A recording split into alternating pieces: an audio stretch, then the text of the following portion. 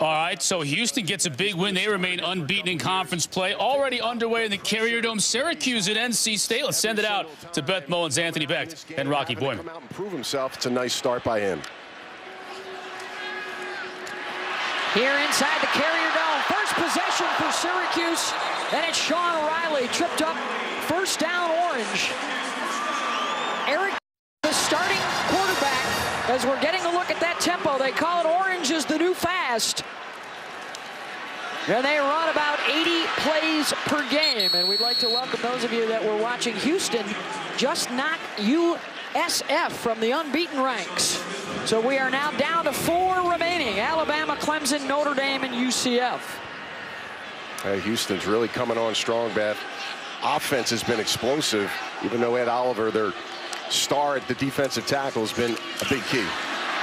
Dungey keeps down to the 11-yard line, and another first down and a gain of 9. This is the difference in quarterback skills right here. Dungey pulling this out. He's got tremendous speed, and at 230 pounds, he's looking for somebody to knock over, able to get those big yards with his legs. They'll go with a 2 tight end look here on 1st and 10. They can still get the first down around the 1-yard line. After they stopped NC State 3 and out, the Orange on the move. Strickland powering his way down to the 6. Strickland at the running back position understands the offense the best. He's probably the veteran out of the crew that you can count on. They'll use 3 backs today, Beth, in this game. Senior out of Dayton, New Jersey. And now Dungey will work out of the gun. Has the time, incomplete, good pass breakup right on the goal line by Chris Ingram. Yeah, Custis, number 17, is the red zone target. Tight coverage. That's a great jam on the inside. Custis, a bigger receiver, has to be ready for that. Ingram doing a nice job getting him off his route. 3rd and 5.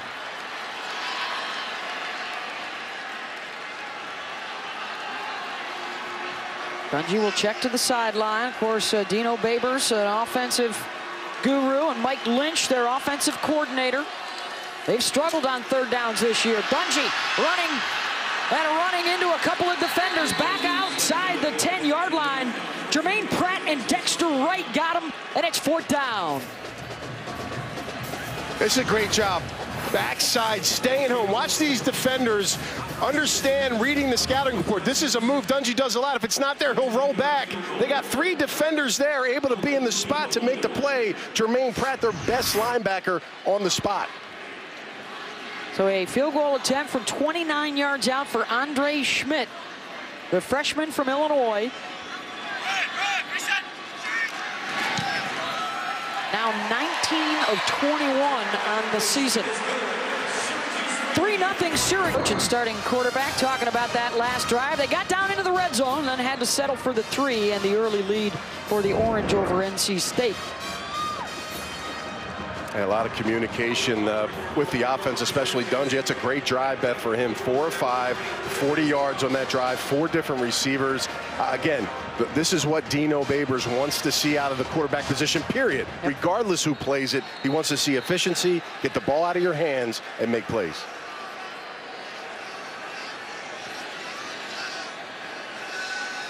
Trowell is back deep again on his own goal line, and that one will go over his head and through the back of the end zone. Let's get to know Ryan Finley. He's a multifaceted athlete. He was a tremendous roller hockey player growing up in Arizona in his younger days. Also a good hoopster. Won a state basketball championship at Paradise Valley. But of course, football was his future. He started out 3 years at Boise State and then followed Eli Drinkwitz, the OC, to NC State.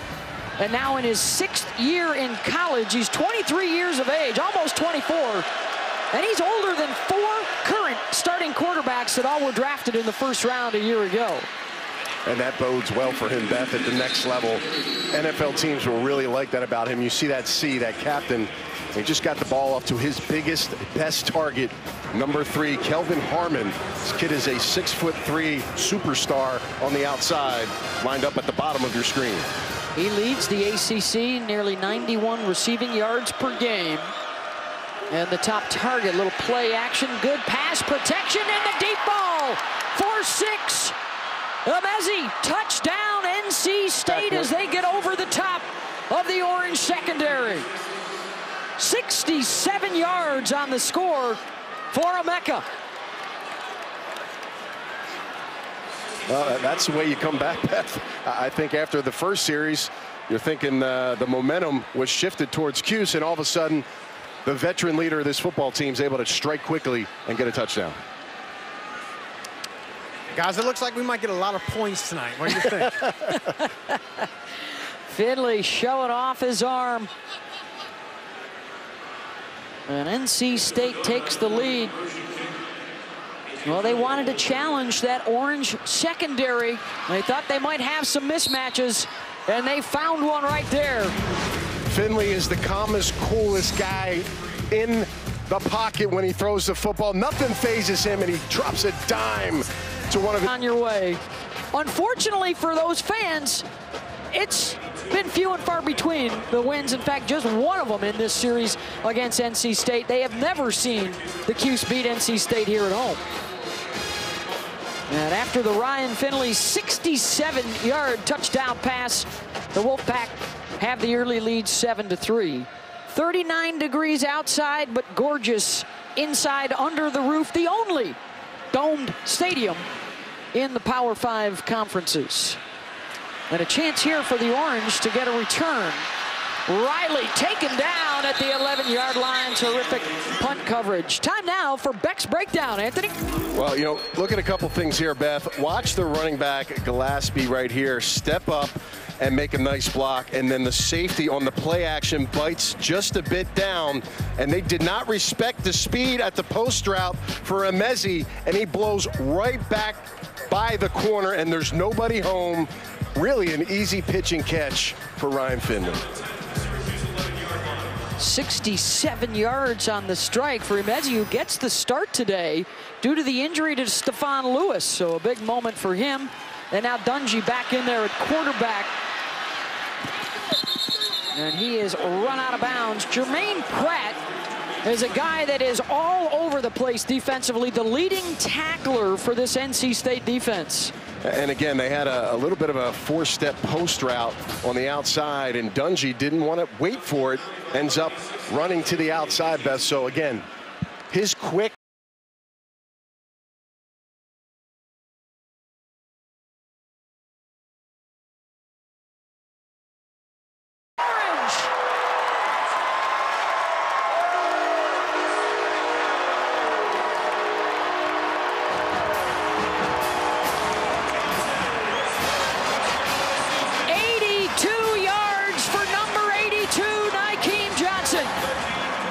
You want to talk about some speed. That's how you beat a corner, one-on-one on the outside.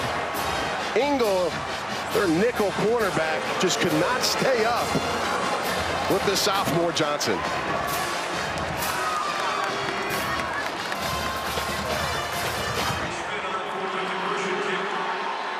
PAT for the three-point lead, Andre Schmidt. I see your 67 yards, and I'll raise you 82, Anthony. I'll tell you now, Dungey feeling another quarterback down his back. What's he do? He responds. Accuracy on the deep ball, the speed down the sidelines. Nobody's catching Johnson. Everybody's happy. Touchdown, Cuse. Inside the Carrier Dome. How about this shootout right now? Big plays. We got a basketball game breaking out inside the Carrier Dome. A little football. Jim and Julie Boeheim with us. Guy's a legend, Beth. I don't know what else to say. They had their first exhibition game of the season, and Jim now coaching his son, Buddy. He'll play against another one of his sons. Jimmy is at Cornell. And look at, there's a little moment between the two quarterbacks. Dungey, the veteran, DeVito, the freshman, after the 82-yard touchdown pass. That's good stuff right there. It's good to see the camaraderie between two players. You know, listen, DeVito's he's very young. He's got his chances. They will come. He was prepared last week, Beth, and you never know how this game will pan out, but right now, Dungey is getting the job done. Both these defenses may want to try a little 2-3 zone, Anthony. Little Boeheim 2-3 zone. They've been burned, and there's A drop ball back inside the 10-yard line. C.J. Riley in trouble. C.J. Riley taken down for the big loss. And he may be hurt on the play. Yeah, that's a good job. Coleman just chasing this down. And again, as a heads-up reverse guy, if you just threw that out of bounds, Beth, outside the box and there's a receiver there, that'd be a good heads-up. But that's -11 on the trick play. I'm not quite sure they need trick plays, Beth. Both of these offenses going pretty well with the quarterbacks throwing the football. 2nd and 21. That was a great job right there of Coleman of opening up his vision. He saw that other reverse guy coming back around, reversed his course, and was there for the play. Finley to Jacoby Myers. They'll get some of it back out to the 20. And it's going to bring up a 3rd down and long. Kylan Whitner with the tackle. 3rd and long, Beth. Let's see how Cuse decides to play this. Do they want to drop 8, potentially 7 in coverage? Do they bring pressure against Finley in this long-distance situation? This is good on good right here. The offense and the defense, some of the best 3rd downs in the country.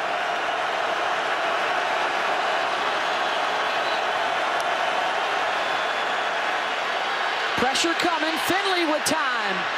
Incomplete. And it's 4th down, intended for Emezi. And we got a flag down. Number 66. Penalties decline. 4th down. That was against offensive lineman Josh Fed-Jackson of NC State for holding. And Beth, he had no other choice because one of Syracuse's best blitzing linebackers, Guthrie, was right there coming up there right up the middle, and he was forced to hold him. Syracuse has shown a tendency. They talked to us yesterday about how they love to blitz those backers right up the middle so that the quarterback has them right there in his vision. Yeah, that's most of the pressure you're seeing these days, right in the quarterback's face, because the quarterback wants to get the ball out of his hands, so get that stuff right in his chops. A.J. Cole punts it away, and another fair catch for the Orange at their own 40-yard line and a 40-yard punt. Well, Tuesday night's the big night. Here on ESPN, we'll have the exclusive reveal of the first college football Death Valley against LSU next week. Notre Dame in action tonight out in San Diego against Navy. And I think we all feel good about probably who the top 4 is going to be. Early on, I'm always interested from 5 to 25 because that gives you a good base for teams that want to try to move up that ranking. Dungey again over the top, and the deep ball complete down inside the 10 to the big fella, 6'5" Jamal Custis. 6'5", runs a 4.5, Beth, and if you don't get close to him, he will run right by you. Right now, a lot of problems with the DBs against the receivers for that big 45-yard gain. Remember, this is a secondary that lit up for over 300 yards last week versus Clemson. We're seeing the same thing tonight. 1st and goal from the 9. Strickland, the offset back. Dungey keeps diving down to about the 7. Jermaine Pratt there to wrap him up. Rocky? You just mentioned Jermaine Pratt, Beth. That's a 2nd play in a row. I've seen Pratt play that spy roll on Dungey, kind of mirroring him and kind of closing that gap and anticipating him scrambling. And he's a former secondary player, made the adjustment to linebacker, so he's got that speed to play that position. Free play here. Flying, looking for Custis, incomplete, and another flag down on the coverage by Chris Ingram.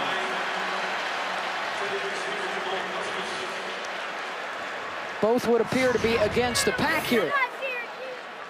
Just got to stay true to your technique here if you're a defensive back. You don't need to grab and hold. You're in a tight quarter area. You're in the red zone. There are multiple fouls during the play.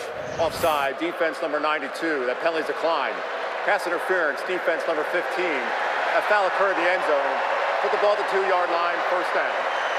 You have that space, Beth. Just get close to him, turn your head, find the football, make a play right there. It's too easy for the official to make that play. You're right, Anthony. This secondary just looks like it's panicking right now, and they need to settle down. Orange are bringing some muscle out there. Yeah. Got an additional offensive lineman to the left, power backfield. They're going to try and run with the rookie, Jeremy. Touchdown.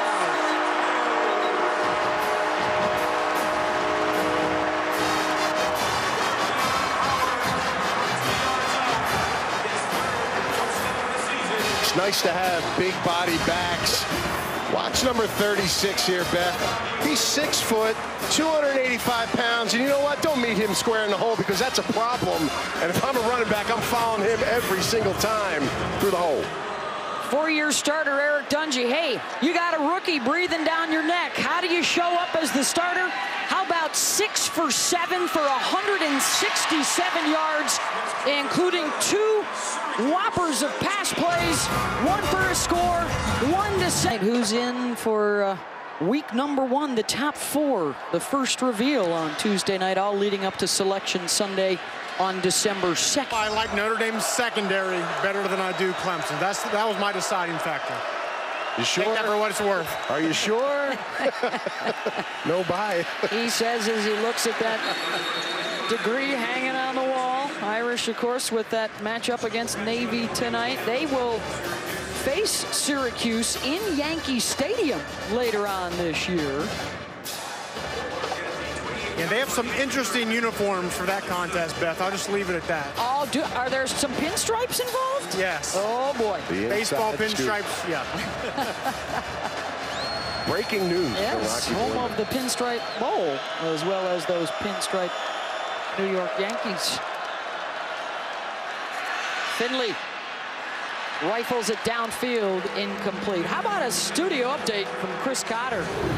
Okay, time for your DirecTV, more for your college. And we got a 3rd and 7 right here for NC State.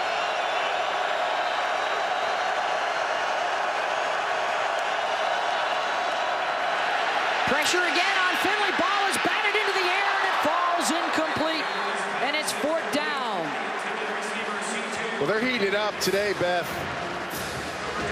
Bringing pressure by the linebackers. 2 guys. We got 25, and then off the edge, we have Armstrong, number 12. And listen, if you got 1 back, who are you going to pick? You got to take the inside guy, Beth. That backer's the most dangerous. Gillespie decides to go out, and that affected the throw of Finley. That was Kylan Whitner that got a hand on him. 3rd 3 and out in the first 4 possessions here for NC State. 42 yards on that punt. Seasons. Is this the year that things start to change? They're undefeated at home, and a win today gets them back to a bowl for the first time in 5 years. That's the 2nd longest bowl drought. Start offense number 78. 5-yard penalty, 1st down. In Power 5. You got to respect him because of the route he took to get to be a head coach. Paid his dues along the way, understanding that the assistant coach route, learning the positions, receivers, defense, offense, and now having success at 3 spots as a head coach. Just a phenomenal road for Dino Babers. Dungey out across the 40 to Sean Riley. Rocky? Guys, you're talking about Dino Babers, one of my first years calling games. I go up to Eastern Illinois and meet this brash coach named Dino Babers, and then inside his office was one quarterback named Jimmy Garoppolo. That was for the ages there. He's worked with some good ones. Incomplete on that throw, but he put it all behind Eric Dungey, and it wasn't an easy decision considering how well Tommy DeVito played at the end of the game last week, winning in overtime. They said, you know what? I'm still going to go with the guy I think gives us the best chance to win. Yeah, and listen, he kept saying all week, I have 2 really good players, 2 good quarterbacks. It's a good problem to have. Regardless, it puts pressure on both guys to perform. 213 yards of total offense for the Cuse. They'll give some back there. Andreas Bryant and Isaiah Moore, number 41 in white. He's got a bright future for this Wolfpack defense. And a little pressure there, a little pressure package on 2nd down, trying to mix it up right now, trying to cause confusion. Strickland, pretty good back, picking up the pressure, misses it, and pushes back this Cuse offense. They need to get out to the 42-yard line for the first down, across midfield for the first down. They're looking that way, and they'll get it. And then it's knocked loose as they came crashing to the turf. Jarius Moorhead with the breakup, and it's 4th down. Good job by Moorhead. Listen, these DBs, you better be on call and get to the football. To me, that's a little late, Beth. Very fortunate there that he's able to swing through and knock that ball away. Yeah, he was a little bit late, and they were really disguised and showed a cover 3 look, and then at the last second spun to a 2-deep look, and he was able to knock that ball away. The receiver thought he had a wide open seam route. Dino Babers talked about shots. Well, they're taking their shots today. This is the offensive look that they're trying to get week in and week out.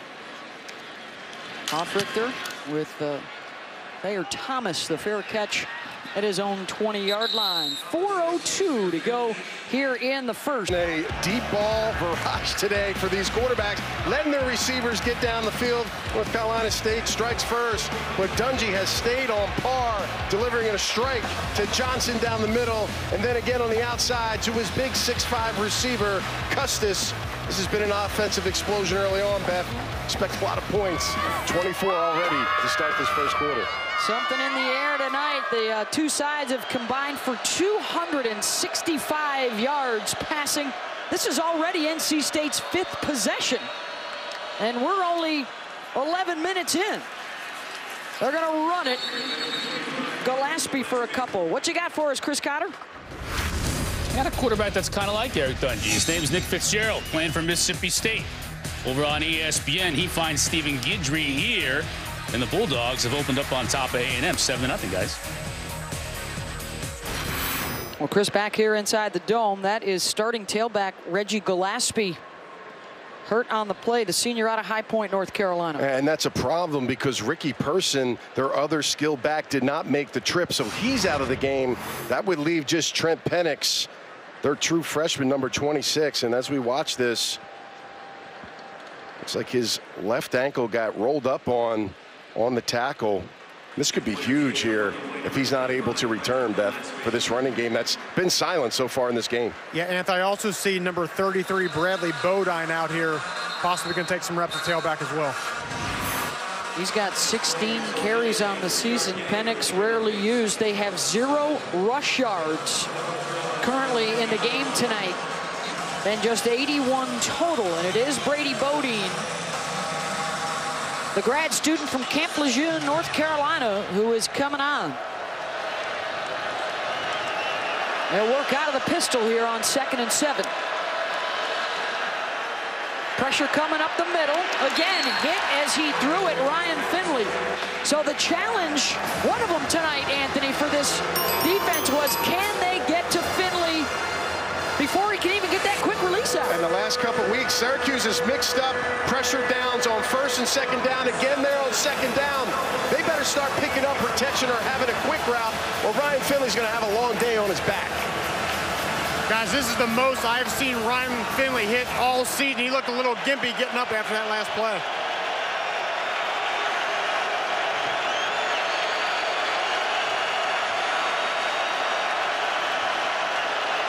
Showing pressure off the edge. They're coming after Finley again. He's flushed. Fires downfield. Incomplete. Had his intended receiver spinning around. Trill Williams was making things problematic for Ryan, and it's 4th down. And their 4th 3-and-out of this quarter.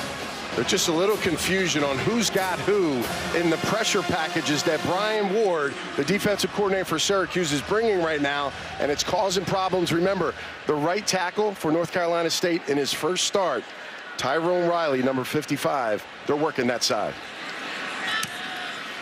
High, booming punt, chasing Sean Riley back to his own 16. Riley tripped up and down he goes at the 32-yard line after the 55-yard punt. We'll send it back to the studio. Chris?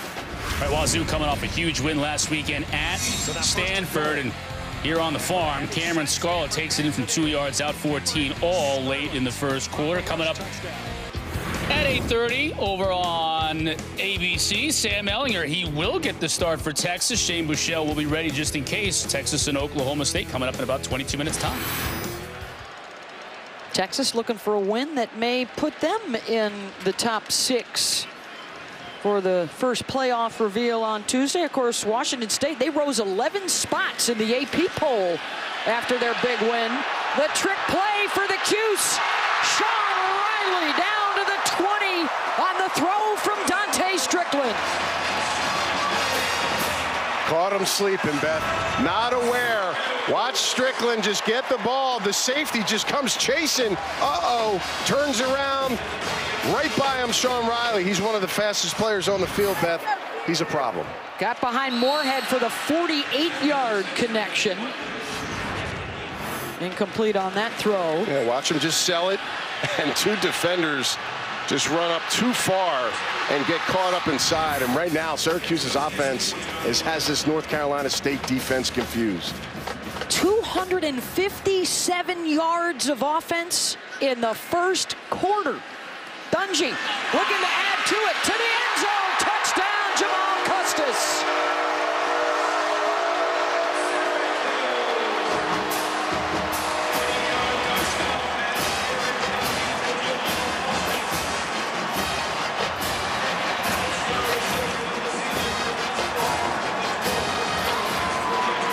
It's all about matchups, Beth.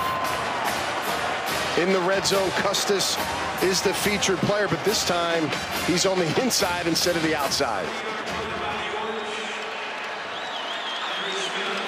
The Orange have scored on 4 of their 5 possessions to open the game. And it is 24-7 with 2:39 to go in the first. Yeah, well, Beth, you got to know where everybody is. There's Custis, and he's going to run right up into the seam after this receiver runs a short route. So it's one-on-one, a 6'5" wide receiver going against Ingle, a true freshman who's 5'10". That's a problem for North Carolina State. And I'd be crying, too, if I was the mascot, Beth, on this start. In trouble early here on the road for NC State. Rocky? Yeah, Nancy, in a situation where your secondary is struggling, you'd like to see your defensive line get a little more pressure. The problem is, in this style of offense, the ball is just at the quarterback's hands so quick, the defensive linemen look frustrated because they can't even breathe on him. And how about last year's defensive linemen, all 4 of them, Beth, all drafted in the NFL. Yep. Be nice to have kept one back from that bunch. They are averaging over 12 yards, nearly 13 yards per play. 252 yards of passing offense in the first quarter. And the loud house is living it up.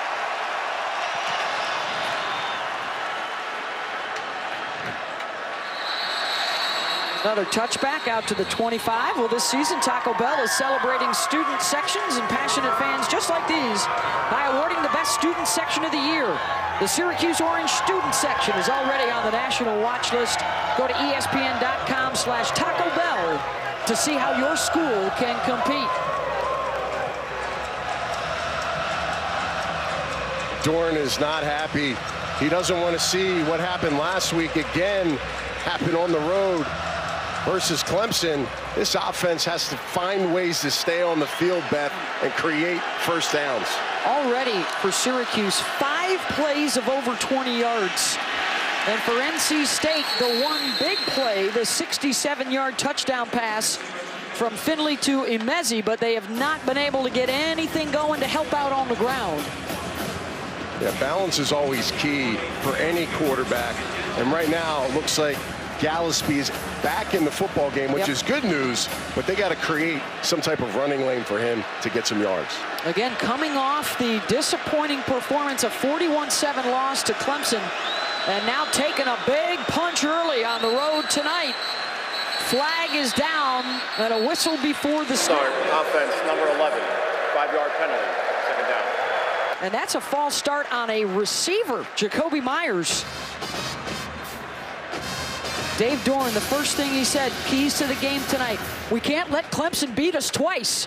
Yeah. We have to be focused and ready to execute. Turn the page, right? That's the biggest thing. 18, 19-year-old kids, trying to get them to dial in and focus in and believe in the process. Right now, not a great start for them. After the 5-0 start, trying to avoid a second straight loss.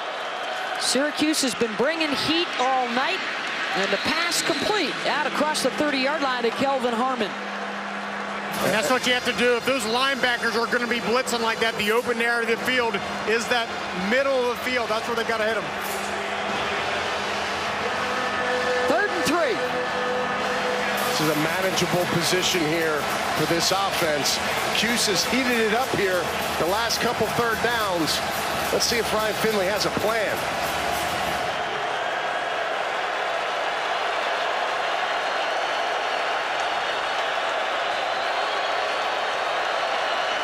Boys in blue are coming again. Finley's pass is away, and it's caught out to the 40 again. Harmon, and a 1st down, NC State. Picked up 9 yards. Strong safety pressure. You got to get it to your best player. Look at the aggressiveness. Listen, they're playing tough man-to-man coverage on Harmon. If he's going to get the football, they're making him work for it. Nice job catching that.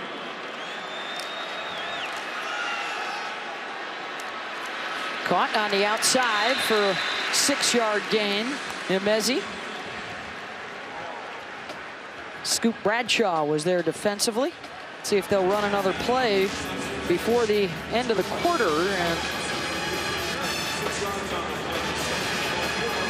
Finley's going to go with the empty set here.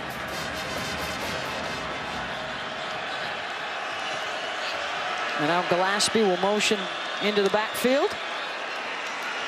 They'll try the ground. Gillespie has the 1st down into Syracuse territory to end the quarter. Orange scoring on 4 of 5 possessions. And a 24-7 lead with the 2nd most for a Syracuse team under Dino. As we welcome you back to ESPN College Football Primetime, presented by Outback Steakhouse. An action-packed 1st quarter, both teams with long bombs for touchdowns. And a couple of sides that are looking for a bowl-eligible win tonight. 24-7 Orange, but Ryan Finley has NC State on the move.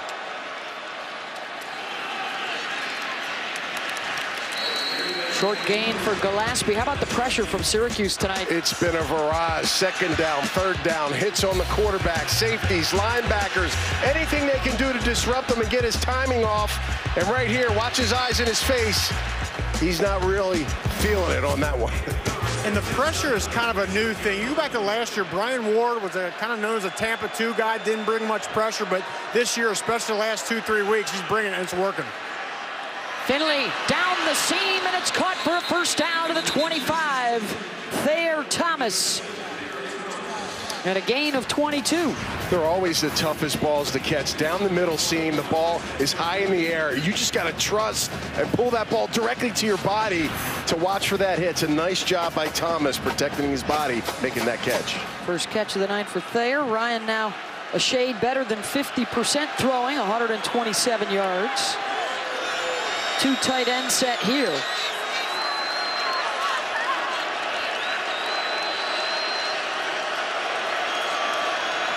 Nemezi, who has a touchdown catch already, down to the bottom of your screen. They're going to run it the other way. Gillespie, the cutback, picks up a couple. Kendall Coleman with the tackle. Anthony, how about my man, number 65, the center, Garrett Bradbury? He is so quick on that outside zone sort of action. He can get out there and reach even all the way out to a 2 technique. Very impressive. You know why he's so fast, Rocky? Because 3 years ago, when before he started, he was a former tight end. Oh, here we go, Ben. 250 pounds. That's where the athleticism. Thank you for teaming me up on that one, by the way. You're welcome. He's on the Remington watch list. He's one of the best in the business right now, making his 33rd consecutive start tonight. On 2nd and 8, that'll set up a 3rd and short. It's Thomas once again. And a gain of 5, Rocky. No, just to add one more thing on Bradbury. I talked to a couple NFL scouts here before the game, and they asked me who I liked, and I was telling some names, and they said, what about the center? What about Bradbury? They love this kid, love how he plays. Along with Prescott and Tyler Jones, maybe the best left side in the ACC.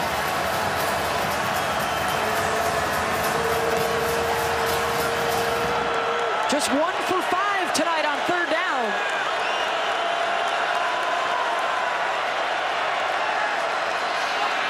Gillespie right behind Bradbury. 1st down, NC State.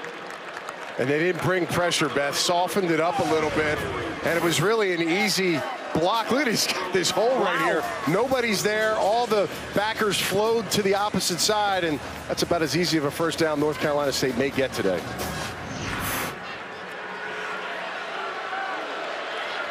First down in the red zone, 11th play of this drive for NC State. More Gillespie to the 10. Ryan Guthrie wrapped him up.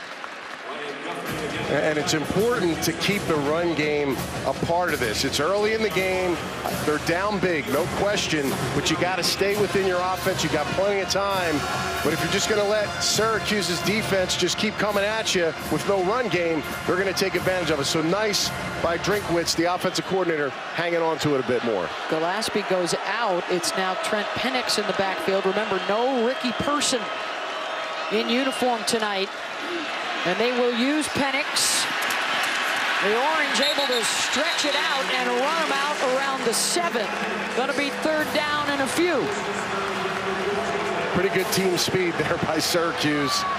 Coming on outside, a lot of blue jerseys chasing that ball down. Again, 3rd and 5. We've seen pressure the majority of the time. Now tight in the red zone. Going against one of the best offenses on 3rd down. Can they get a stop?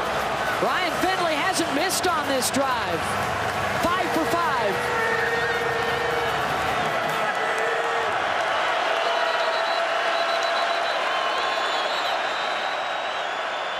And a timeout called by Syracuse. How do you keep those up-tempo offenses off the field? Well, you hang on to it yourself for a long time. Over 6 minutes for NC State with the 13th play of this drive, and Finley's been terrific. At 5 for 5, Beth. And they have to come away with either a first down or a touchdown here to stay in pace. But sometimes your best defense is having a good offense, and this has been a good example of it.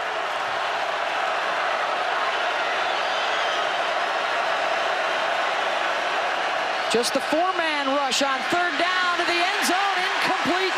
Intended for Jacoby Myers, and it's 4th down. And they will send down the kicker.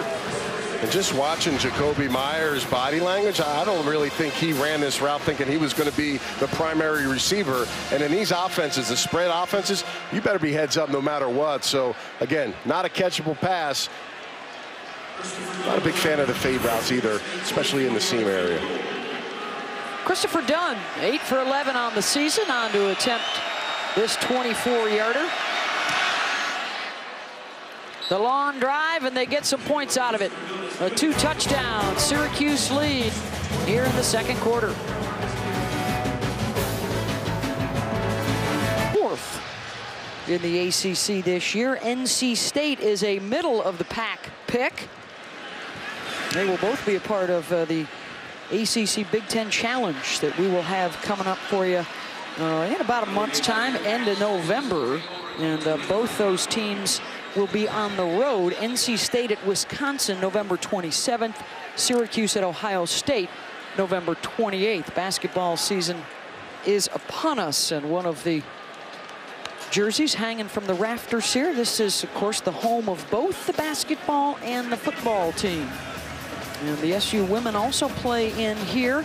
Quentin Hillsman's club expected to be very good and very competitive nationally this season. We are 20 minutes into this, and this is our first look now at Mo Neal in at tailback, and the pass incomplete. Dungey looking for Riley. Chris Ingram had the coverage. Dungey's been on point, Beth. I love guys that respond to adversity. I don't know if you call it adversity, but there was some pressure at the quarterback position all week. Nobody was named the starter. He comes out and, again, leads his football team, and he stepped up and had a fantastic start to this game. Already over 200 yards passing and 2 touchdowns as the redshirt freshman Tommy DeVito looks on. He came on in relief of Dungey last week. And Syracuse team, Dino Babers was telling us, was looking for some big plays. They've got a bunch of them already. And the 2 long touchdown passes.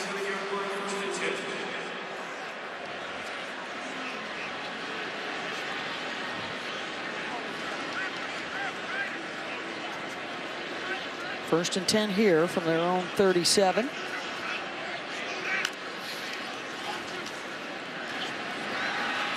quick hitter to the outside. And the catch is made by Taj Harris. It's going to bring up second down and long, Rocky. So, Anth, do you think Dino kept the who's going to start a quarterback secret, maybe just to challenge Dungey a little bit, see how he'd respond? Yeah, it could have been a motivating factor. It's a great point there. I mean, listen, you got your stud senior quarterback, a guy that's led this team the last couple of years. Maybe he just put him on notice to say, listen, you know, we need to see better. You're our leader, but you got to come out and respond. And he's done it so far. Dungey will tuck it and go with it, and it's going to be third down and about 4. Eric coming into the game tonight, 3rd all-time in touchdown passes, 4th all-time in Syracuse history in passing yards.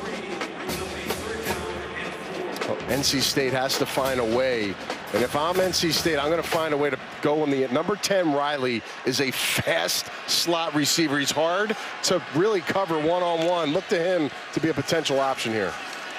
Headed his way, and outstanding defense from Moorhead to bust it up, and it's 4th down. It's a nice job by Moorhead. I'll tell you, short receiver, a lot of quickness, short, quick twitch. This is not an ideal matchup, but he stays with him and knocks the football down. That's a nice job, and I think a defense needs to get off the field. NC State doing it right there. Thomas will be back around his own 10-yard line here. The punt from Sterling Hoffrichter, the junior from Valrico, Florida.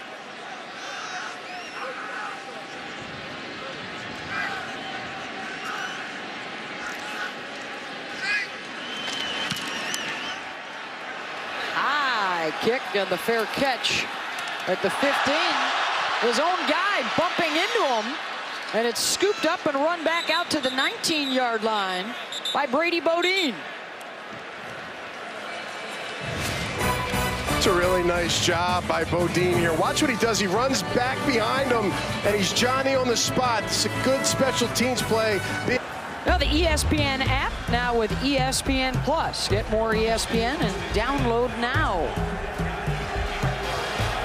So NC State, actually they're going to spot this ball back at the 9-yard line because of the fair catch that was called. That's where Bodine scooped it up.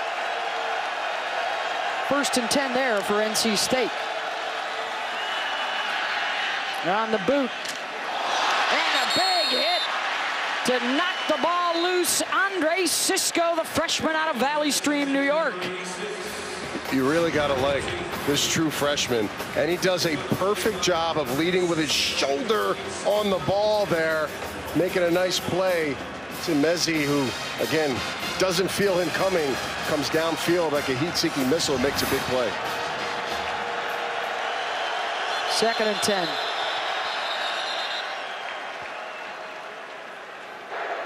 Ruling on the field is under further review.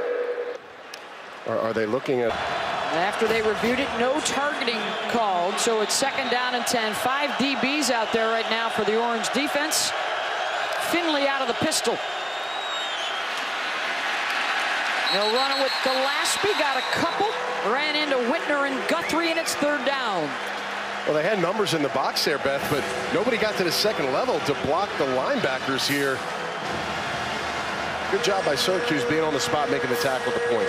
Just 24 yards rushing for a top 10 rushing offense here in the first half. Most reliable receiver, top of your screen, Kelvin Harmon, one of the best in the ACC.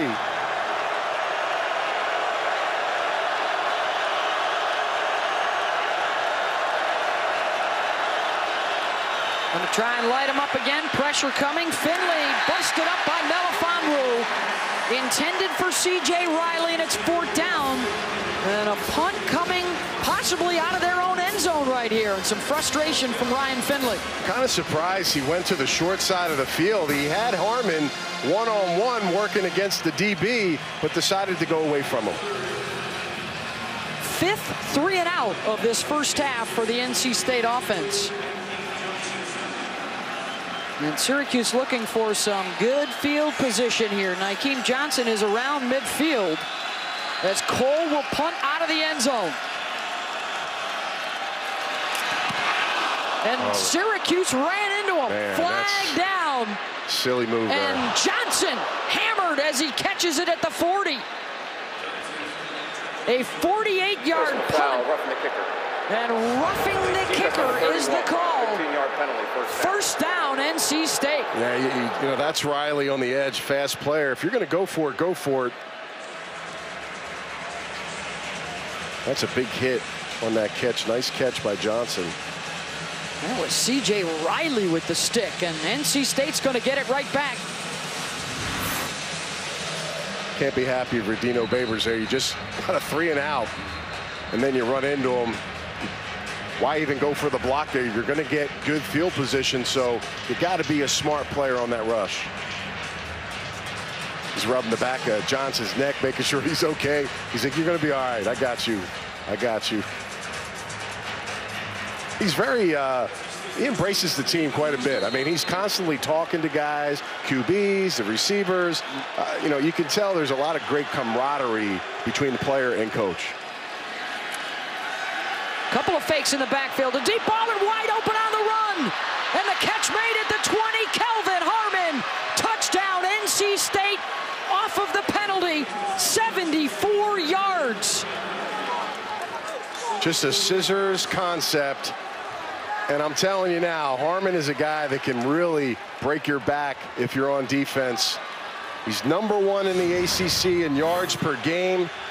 But again, protection is great. A little bit of action in the back. And nobody's home. I mean, the distance between him and Bradshaw was about 5 yards.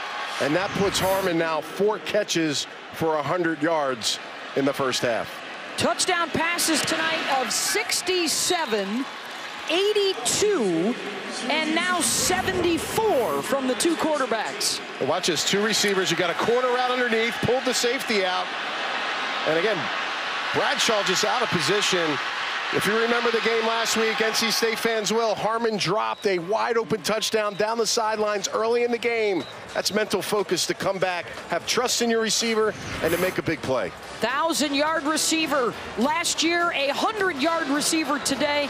Let's huddle up right now. Anthony Rocky and Kelvin Harmon. I was on it, and before people beat me up on Twitter, that is a scarf. It's a little chilly, and I was catching a cold, so that's what I was wearing there. But I'll tell you what, Harmon is a factor. He's a big-time player. He looks a little bit like Julio Jones if you just kind of look at him real fast. Outstanding player. He wears the same number 3, right, that Michael Thomas wore at Ohio State? Yes, he does. The preemptive turtleneck social media strike from Anthony Becht. Fighting through the cold today, folks. He's a trooper. Rocky? Anthony, you are not that thick right there. Keeping his voice box warm. Okay, yeah, I got about 9 gallons of tea up here that I've been drinking throughout this game. 4 plays, 91 yards in a minute and 11, and they got the ball right back due to the roughing the kicker penalty on that NC State drive, and they are quickly right back in it. We got a 1-touchdown game. Yeah, we do have a ball game. Now, listen, you came out fast, Syracuse. There's no question. Dungey now and this offense have to produce. Big special teams penalty gave NC State life after they made a stop on defense. Let's see if NC State's defense can pick up some steam now. 525 yards of combined offense here in the first half as a flag flies. Legal receiver downfield, offense number 10 was covered at the snap. 5-yard penalty. Second down. Dangerous, and he's showing today he can bounce back. They didn't look at the scoreboard. It was early in the football game. They've slowly gotten themselves back in this. They were in big trouble early. Trailed 24-7, but 10 unanswered has them right back in it, and they've got the momentum right now. Ingram, we've called Chris's name a lot. He had the coverage there for the tackle, and it's 3rd down. It's amazing how games kind of change as you watch it, right? All the explosive plays down the field, a couple quick passes now, you get another penalty, and all of a sudden you find yourself at 3rd and 15, advantage North Carolina State's defense. Jumped off sides. Dungey all day. Free play, interception. Picked off by Jermaine Pratt. And another flag flies on the interception return.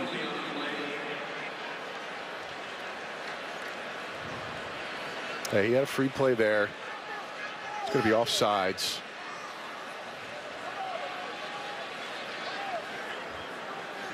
Like it might have been Aleem McNeil.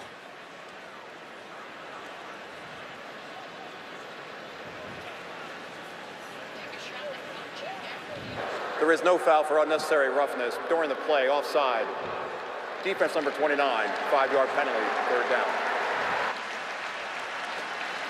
It's a great heads-up play by the redshirt sophomore, Service, the center. He sees it cross the line. This is just an automatic snap. Didn't go on the snap count, and just a heads-up play, free play by Dungey, tries to make something happen, but he knows that was offsides. Good heads-up plays by both of these guys. So now it's 3rd and 10. They need the 35-yard line for the first down. Mo Neal is the offset back. Cuse hasn't converted a 3rd down yet. Dungey gonna try and run for it. It's a foot race, and NC State will win it. Jarius Moorhead taking out the quarterback, and it's 4th down. You know, Moorhead was just in the slot covering a small receiver. Well, when he has a free run downhill at 220 pounds, you better get ready for him. Dungey's a big guy. He's got big pipes for a quarterback. But when you got a downhill safety weighing 220, that's a problem. Big hit by Moorhead. And that big hit really gave some juice to this NC State sideline here. It's really the first time we've seen it on defense tonight.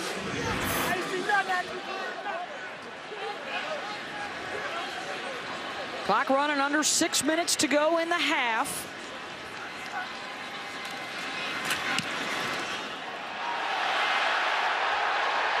Thomas with the fair catch at the 27, a 41-yard punt. The boos you're hearing were the collision with the Syracuse punter, but there was no flag. Yeah, watch it. Sir, player may have gotten pushed in. Get hard to see from that angle. It appeared that was the right call. How about trying to stay in the playoff picture? And right now in the driver's seat in the Big 12 with their win earlier this year over Oklahoma. Wow. On the run, the catch is made down inside the 35 and hauled down at the 30-yard line.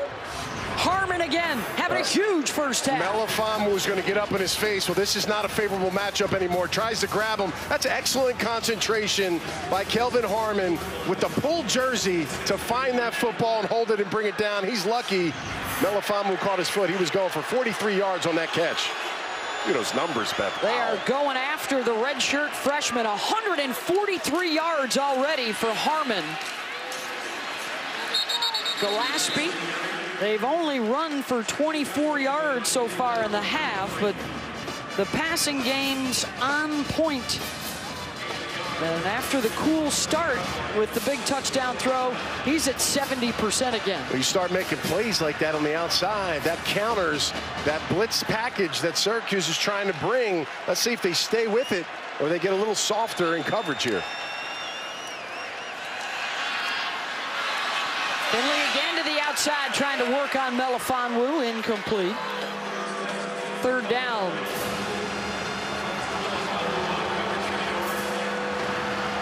And the home crowd trying to rile up some support for the Syracuse defense. They're on their heels right now.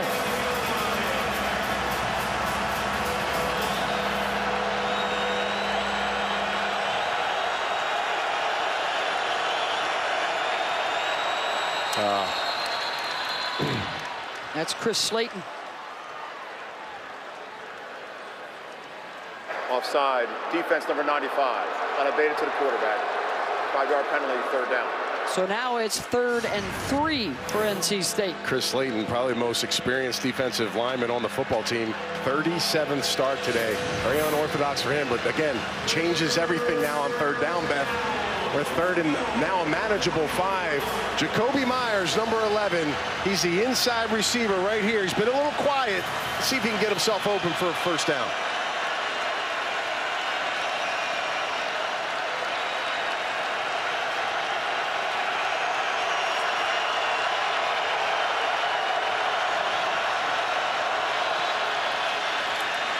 Pressure coming. Finley gets it away, and it is caught by Myers. First down to the 15. Well, Kelvin Harmon, and look at him Still going. Down inside the 5, but but they're going to say he stepped out of bounds right around the 4. What an effort by Myers. And they're going fast tempo, a gain of 20. Yeah, that's a great job. He mistimed his jump, but he's still able to bring it down. An excellent job. He's out of bounds. Going on the field is under further review. Yeah, regardless, he's got the first down here, but this is just a heck of a job. A defensive back going over top of you. Kelvin Harmon was not in the game. He's 6'2", 202 pounds, and it's too much on tape. He's been the most active receiver, Beth, catching footballs. Yeah, right there. Yeah, looks like his... Is that the 14? But that is still first down yardage. He's #1 in the ACC, Beth, with 7.6 receptions per game. He missed the opener this year. He's been pulling those catches in at a very high rate. He's got a couple now. On 5 targets, it's 1st and goal. And it is another long drive, chewing up a lot of clock. We're back on their own 27. And Beth, to your point, everyone talks about how hard it is on a defense with an up-tempo offense.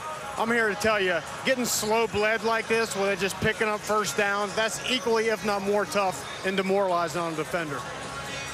Kind of like Rocky taking the hits from Apollo, 15 rounds, slowly just pounding away. It's become a very physical game right now. And, you know, I got to give credit to North Carolina State. I mean, you get shocked like that early on in the first quarter. A lot of things can go downhill. Last week, they got blown out by Clemson. Leadership by Finley, keeping it going, able to get some plays off of some penalties by Syracuse late. All of a sudden, you got a chance to get back in this football game. They were down 17, and now a chance to tie it up. If it is indeed at the 14-yard line, it would be a 10-yard completion, Finley to Myers. And that's what you get out of a 6-year quarterback like Finley. He never once, down here on the sideline, when I looked toward him, never once looked panicked, never looked flustered at all. He knew they continue to just run this offense the efficient way they've been all season. They could stay in this game, and they are. The ruling on the field was down at the 4-yard line, but our replay showed him sliding his foot out around the 14. After further review, the runner was out of bounds at the 14-yard line. Please reset the game clock.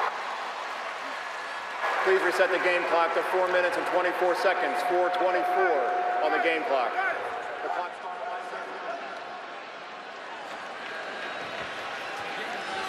So on 1st and 10, Harmon will return to the lineup.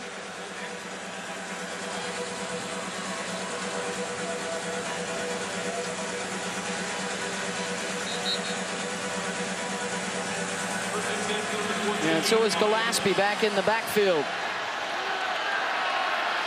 Syracuse will mix it up. They got Bradshaw at the top guarding Harmon. Finley's looking that way. Into the end zone, incomplete. Emezi. 2nd down. That's a good job switching it off here. Bradshaw coming back. Again, almost a perfect throw. I'll tell you what, guys, Finley took another big shot on that play. Again, the more shots I've seen him take in a game all season. And that definitely adds up, Beth. Every single time a quarterback takes a hit, and we're only in the 2nd quarter. That one was from Ryan Guthrie. He's back down to 50%. His completion rate well below his average. But he's got him on the move right here, looking to tie it up. And they'll run it up the middle with Reggie.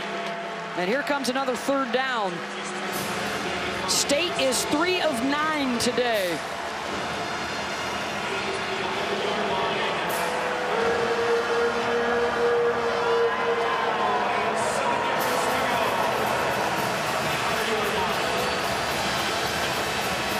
One of the best in the country coming in tonight, not so far. And a carryover from their Clemson game last week.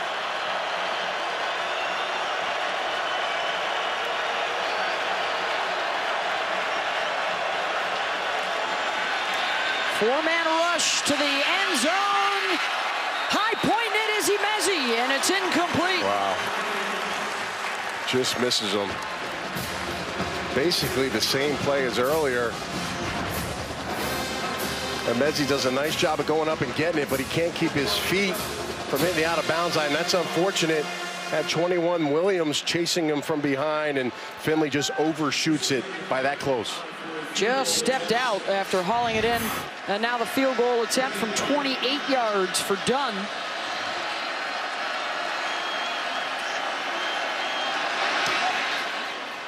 And Christopher is 2 for 2. And it's a 27-20 ball game. Well, tomorrow at 10 Eastern on ESPN, it's Sunday NFL Countdown presented by Snickers. And before Aaron Rodgers and Jared Goff were in the NFL, they were both quarterbacks at Cal. We'll find out what they like about each other and a behind-the-scenes look at that Minneapolis Miracle as it's a return matchup for Minnesota and New Orleans. That's all coming up on Sunday NFL Countdown.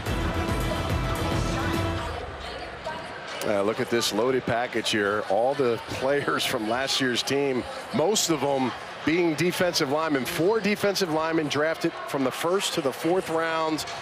And of course, running back Nyheim Hines with the Colts is having a good year himself. So a lot of talent, Beth, not on this roster anymore. Coach Doran trying to fill those holes, fill those needs, and continue to build through recruiting. That was 8 starters from the defensive side that moved on. And after taking the shot from Syracuse in the first quarter, they have rallied here in the second. 3:13 to go in the half.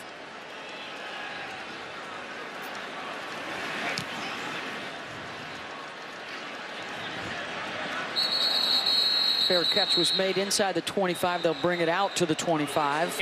More Nacho will join me. We'll talk about the big goings-on in the SEC. Georgia gets the win over Florida. Kentucky, a last-second win, sets up Georgia and Kentucky next week for all the marbles in the SEC East. And no huddle rapid-fire highlights will go around the country. See you in a bit. And we've got a quarterback change to talk about, Chris, as Tommy DeVito comes on, and the handoff to Mo Neal. The Orange scoring on 4 of their first 5 possessions, but back-to-back punts, and now DeVito will come on. Yeah, Bosco Prep, this young man came out last week, 5 minutes left in the game, and took this team to a victory. And that's what he does well, right, Anthony? He can sling it. First down across the 45. Yeah, his deep ball's phenomenal. He's got great touch. Prep's like a starter every single week on top of it, but we do have only a small sample size. They see it every day in practice. Let's see if he can continue the hot streak. 3 touchdowns last week against North Carolina. A lot of contact heading down the field, and Tim Kidglass was right there with Taj Harris every step of the way, and we got a flag down. 15-yard penalty, first down. PI, Rocky. Guys, the other thing you notice down here on the field with DeVito, the ball comes out of his hands so quick, got a really quick release. I was watching him in warm-ups, and then this series he's been in, seeing the same thing. Sounded like Rocky. Were you running to try and keep up with the offense here? You were huffing and puffing down the sideline. I'm doing my best, Beth. I ain't the athlete I used to be. All right. Oxygen, oxygen. Bodies tumbled. DeVito will throw it away, and Rocky almost made the catch. How about that? And in and filling those shoes. This kid was prepared. He's ready, and he's leading them down the field right now. Again, may or may not be permanent because Dungey looked pretty good in the first quarter tonight. That's Nykeem Johnson. How about the leg work and can he high point this? Rocky getting up. That's that credit card vertical jump he's got there. Could slide 3 credit cards right under those feet. That was his combine jump right through his hands. Come on, you got to pull that down, right? Hey, I got a microphone in one hand, a chart in the other hand. Come on. You know what they got say dress about shoes excuses. on. You know, look at these. They're Cole Haans. They're sneakers for crying out loud. Looking at the linebacker that he once was. Yeah, that's the thing. You know, just ain't the guy I used to be. You know, it's just one of those deals. The Ginger Ninja. I feel you. Here goes DeVito again on 3rd and 4, and he's in trouble, and he'll heave it out of bounds. So NC State, after taking a couple of hits, responding there to DeVito. So you see the difference, Beth, right? When you got a guy like Dungey, he probably would have been able to spin around. Oh, and they throw the late flag. Sorry, Anthony. And get out of that. Yeah. Lost it down at the spot of the foul. 4th down. And then you have a quarterback like DeVito that wants to hang in the pocket and let things happen. I asked Coach about that, how you weigh that on those situations. Right there kind of shows itself a little bit, throwing it out and then getting the intentional grounding. So, minute 40 left, Beth. Opportunity now for NC State, picking up momentum with 3 timeouts left to potentially drive it down the field. And this ends up costing them 16 yards. Thayer Thomas back at his own 10. Quarterbacks in the first half have been carving up the secondaries. Both Dungey and Finley averaging over 22 yards per completion. Clemson may have to thank Syracuse for waking them up, because since that game, they've been ripping through the ACC, winning by a huge margin each in the last 3 weeks. They've had a couple of long drives to score some points, and the run for a first down, Gillespie. Can NC State do it again? 90 yards away. Now this is where you have a premium deal here on offense, with Finley being the quarterback, time running down, understanding the situation, being able to run this. Boy, that's a good effort from Reggie Gillespie. He appeared to get hurt the play before and hustled to get back in the backfield. That's 2 shots in a row he just took there. Going to take a timeout after that one.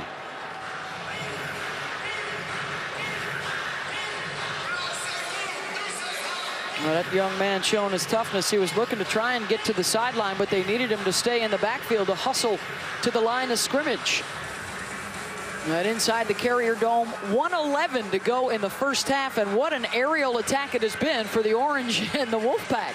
They have not disappointed. I mean, we thought this was going to be high scoring. Syracuse comes out of the gates, Dungey with pressure behind him, trying to be the guy, and continues to play well today. They're mixing it up at quarterback, and NC State says, listen, we're just going to keep going, play after play, take it one play at a time, and they find themselves with an opportunity now to potentially get another score if they can get a drive together. Syracuse owned the first quarter, NC State owning the second quarter. 2 quarterbacks talking and communicating there. Dungey, the leader, working there with DeVito. It's good to see those things. 632 yards of total offense in the first half, and Brady Bodine will add to that and move the chain. Stops the clock for a moment. 1:05 to go. A little surprised they're not being more aggressive here, Anth, right? Yeah, you know, Cuse is playing a little softer here. They're trying to take advantage of some long runs. Well, perhaps trying to set up that Syracuse secondary. Finley already has touchdown throws of 67 and 74 yards. Well, this week on ESPN's Monday Night Football, Tom Brady and the New England Patriots are in Buffalo to take on the Bills. How about Brady? All-time against Buffalo, 28-3 is his record as a starter. Our coverage begins with Monday Night Countdown, served by Applebee's at 6 Eastern, followed by the game at 8:15. It's also simulcast on ESPN2 in Spanish and available on your ESPN app. There's a look at Who are you picking that game, Beth? What do you think off that graphic right there? You got a lot of Buffalo fans in these parts. I don't know. If I had $1, I mean, geez, look at that, 28-3. Holy smokes. Domination. The folks around him just keep changing, and he just keeps winning. He came out in the same draft class. How's he look like that? You know, he's got the nice hair. It's amazing. Keeping his weight down. Impressed. Final minute of the half. Finley sending everybody deep downfield. To the sideline, incomplete. Looking for Myers. Busted up by Evan Foster. 3rd down. Now back to Rocky's point. You got yourself in that scenario, running the ball 3 times. Now you try to chuck one down. Nobody's open because of blanket coverage. Maybe you've taken yourself out of a potential opportunity now because of the casualness in the run game.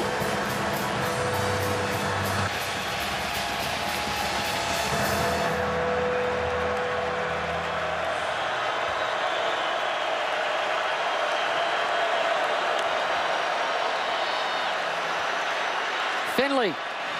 Incomplete, just out of the reach of Harmon, and that will stop the clock for a punt here with 42 seconds to go, and the Orange will have one timeout. If you go to Harmon's Twitter page, I told him yesterday, all I see him is working on one-handed catches. Well, here he's wide open. He's not able to pull that down.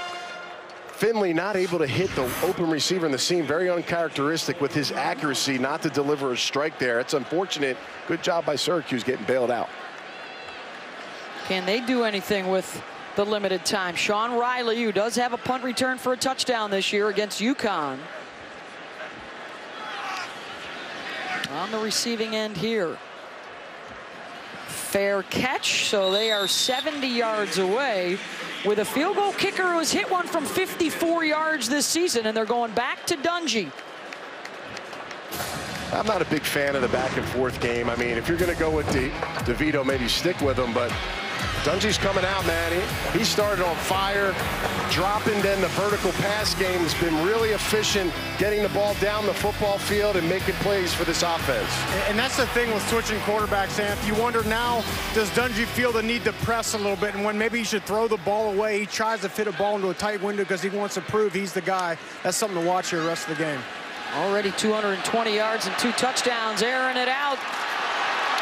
Incomplete, and a flag on the coverage of Jamal Custis by Tishon Smith. And we'll see. That may be offense, but there was definitely some contact there. Again, you got to get your head around. That's key. And you look, you see. Pass interference.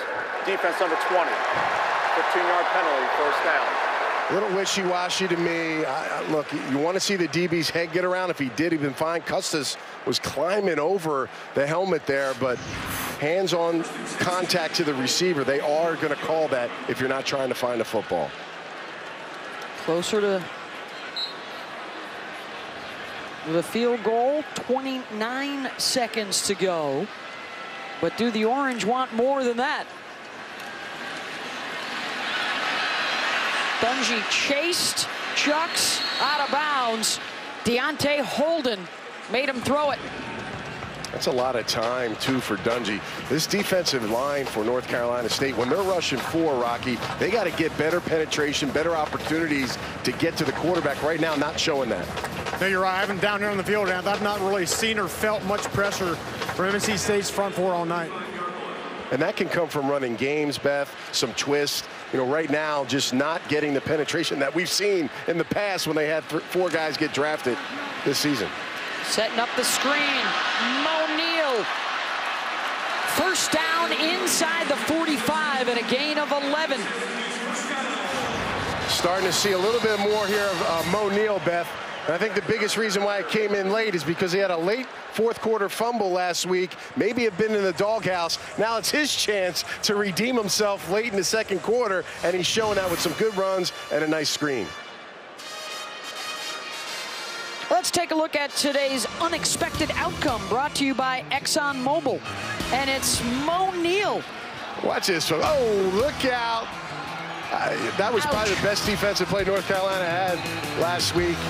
But you know, I got to give credit to the referee. His eyes are in the right spot. He's watching the line to see if there's any holding. His eyes aren't on the running back, and he gets knocked over for it, but he's doing his job, Beth. New stat from the stat nerds, Yump. Yards after running into the umpire, and Mo Neal picking some up there.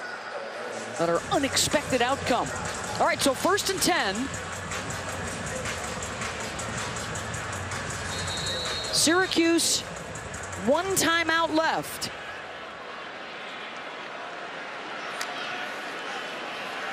Dungey stepping up. He will run with it, breaking a tackle. Eric Dungey getting out of bounds. 6 seconds to go. It's a factor, right, Beth? That right there, and he actually took his time in the pocket and tried to let it develop. Nothing's there, and he gets a big gain that now puts him in field goal range, or at least an opportunity for a field goal range for a young kicker that's been ice this entire season. They will turn to Andre Schmidt here, 6 seconds to go, and try and make this a 7-point lead. It would be a 45-yarder that's in his range. He's already hit from 29 tonight.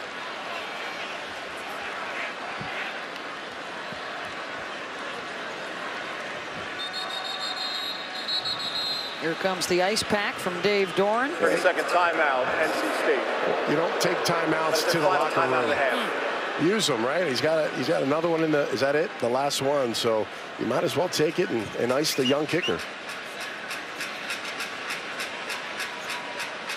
Well, this season, for every field goal and extra point made by participating universities, All-State will make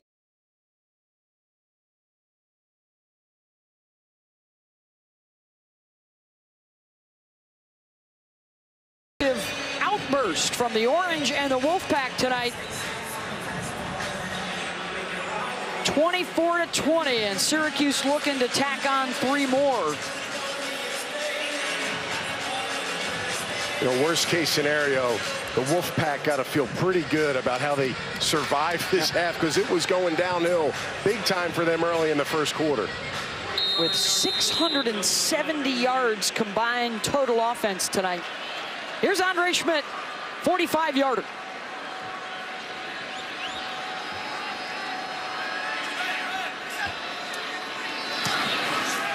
On its way, and it is good.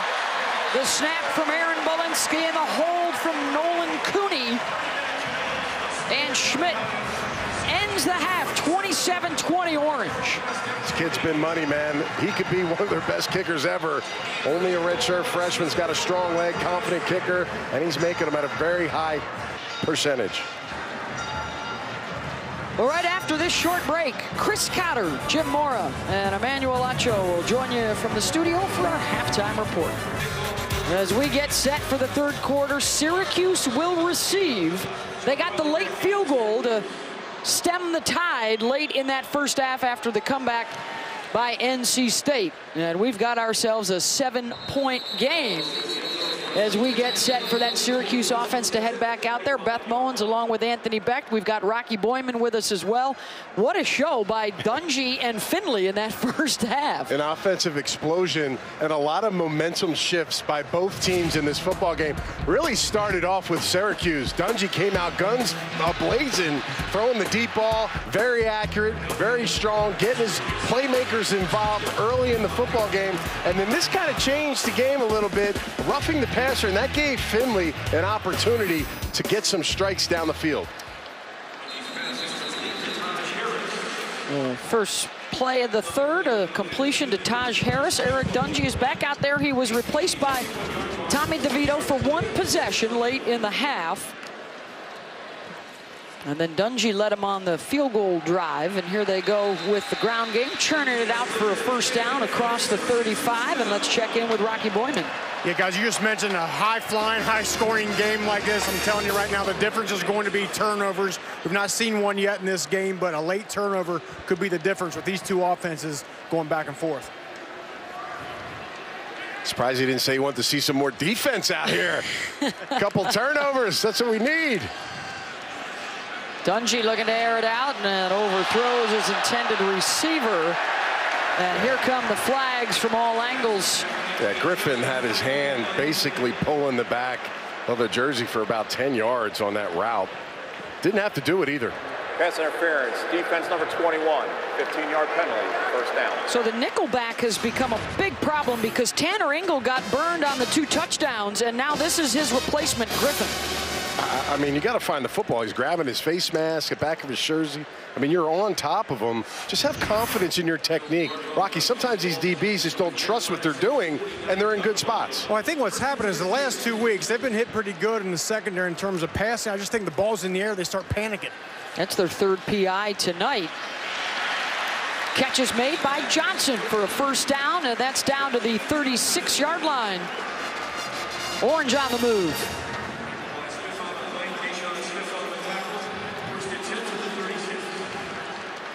Gain of 13 there, 1st and 10. And what did Coach Babers tell us yesterday when we talked about what goes into the decision as to who will play quarterback? He said, our offense is a racing car, and we want our QB to make the tires sing. And it's been Dungey singing the song tonight for the Orange and doing it well.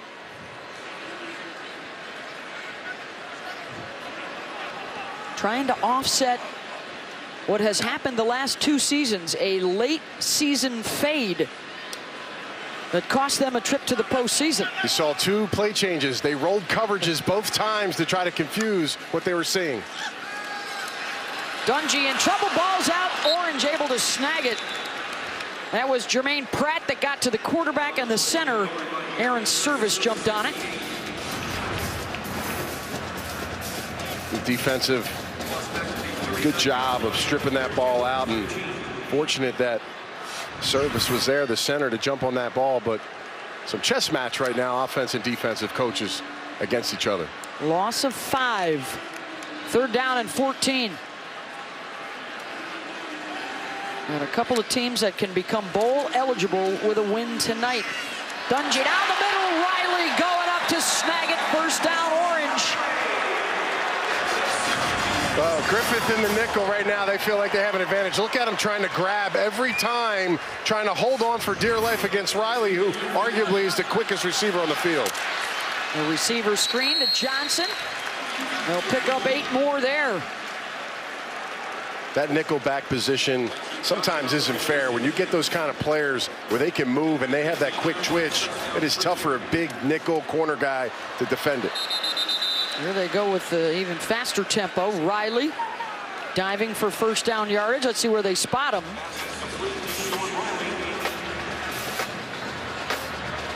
And there they go, moving the chains. 1st down from the 12. Top of the screen, Custis was calling for the football earlier. He's their 6'5" target. Instead, they'll run it. Strickland diving down to the 4.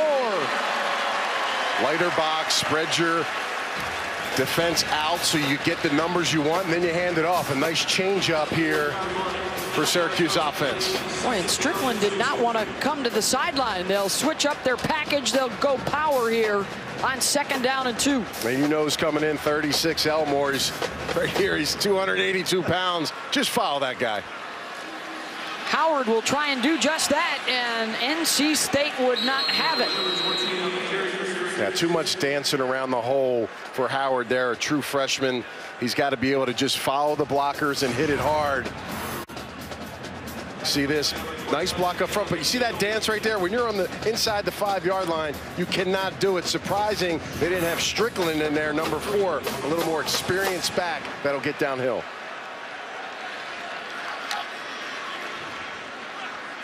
Third and 3, another sideline check.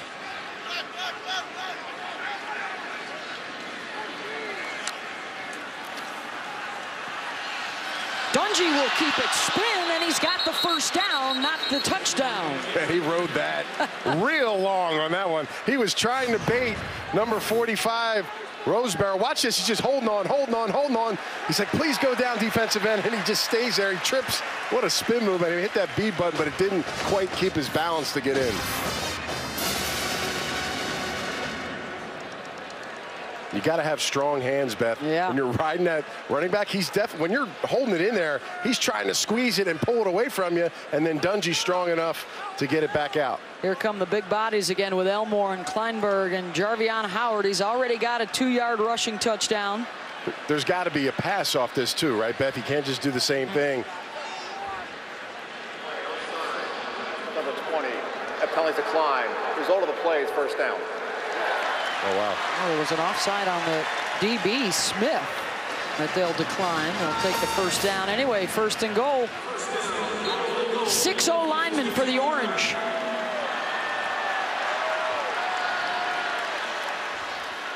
Howard to the 1, taken down there. Bruce Miller, one of the guys that got there, along with Darian Roseborough. 2nd and goal. And just a little tentative there. When you're down deep in there, you just got to put your head down and go as fast as you can and rip through those arm tackles of those defensive linemen. Short yardage again, Howard. No signal, stuffed at the 1. Moorhead stopping him, and it's 3rd down. Nice surge by the defensive line of NC State. Linebackers filling and getting push. It's a nice job 41 more also getting in there. They'll try again. No signal yet. Linesman coming in from the side, and there is the signal. Touchdown, Syracuse, on the 14th play of their opening drive of the second half.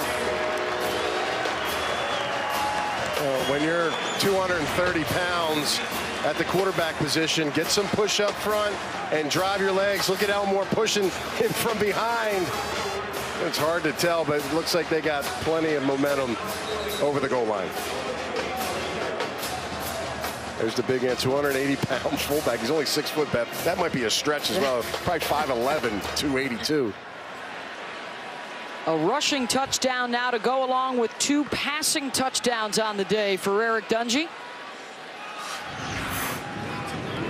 That touchdown has now been confirmed. All scores under review.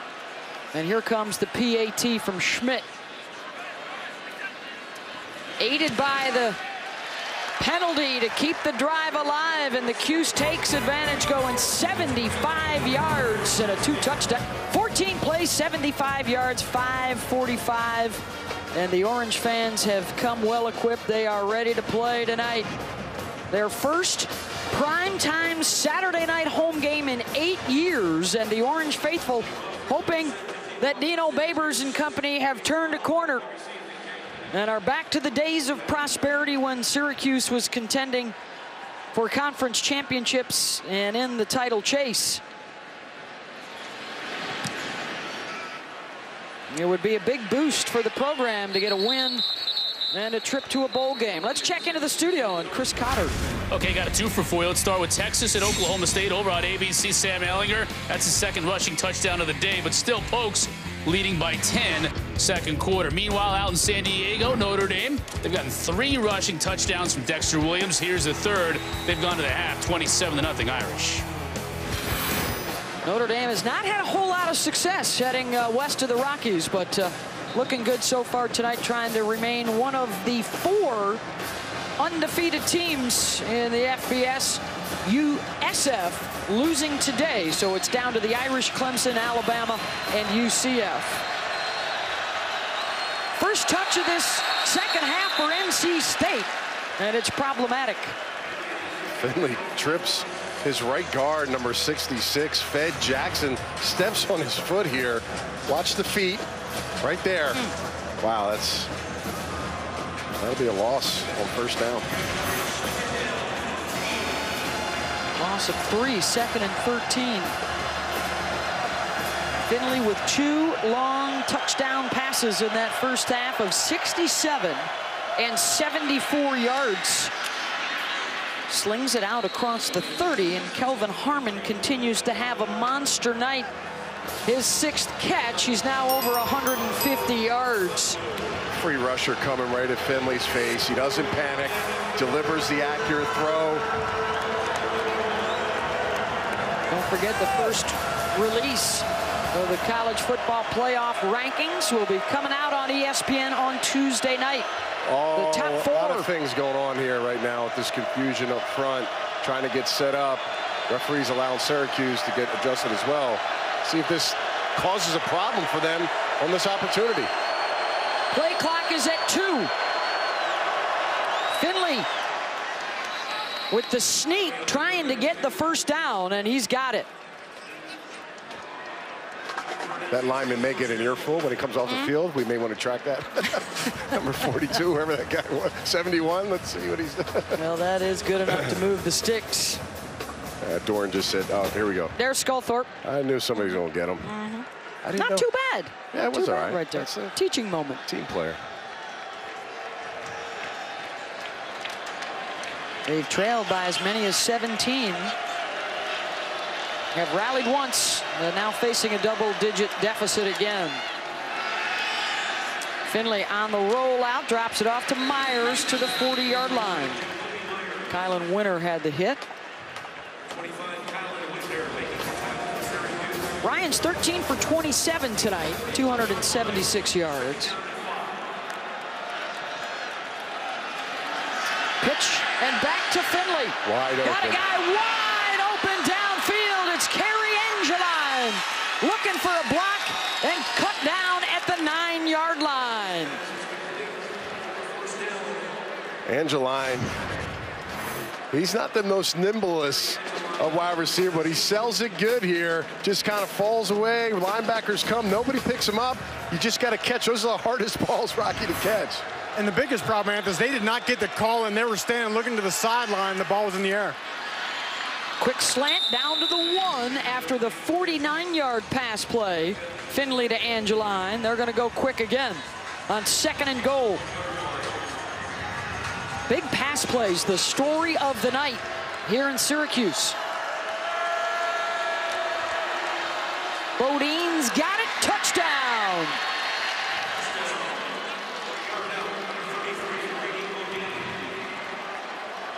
NC State responds.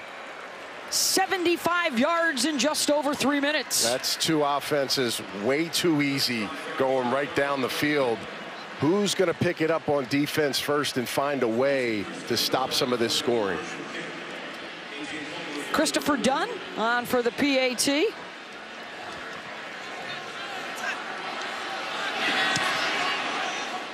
And he's got it. Back to a 1-score game. Q's had some tricks early. Well, guess what? So does North Carolina. Wushak got to you? Oh, stormtrooper in attendance tonight.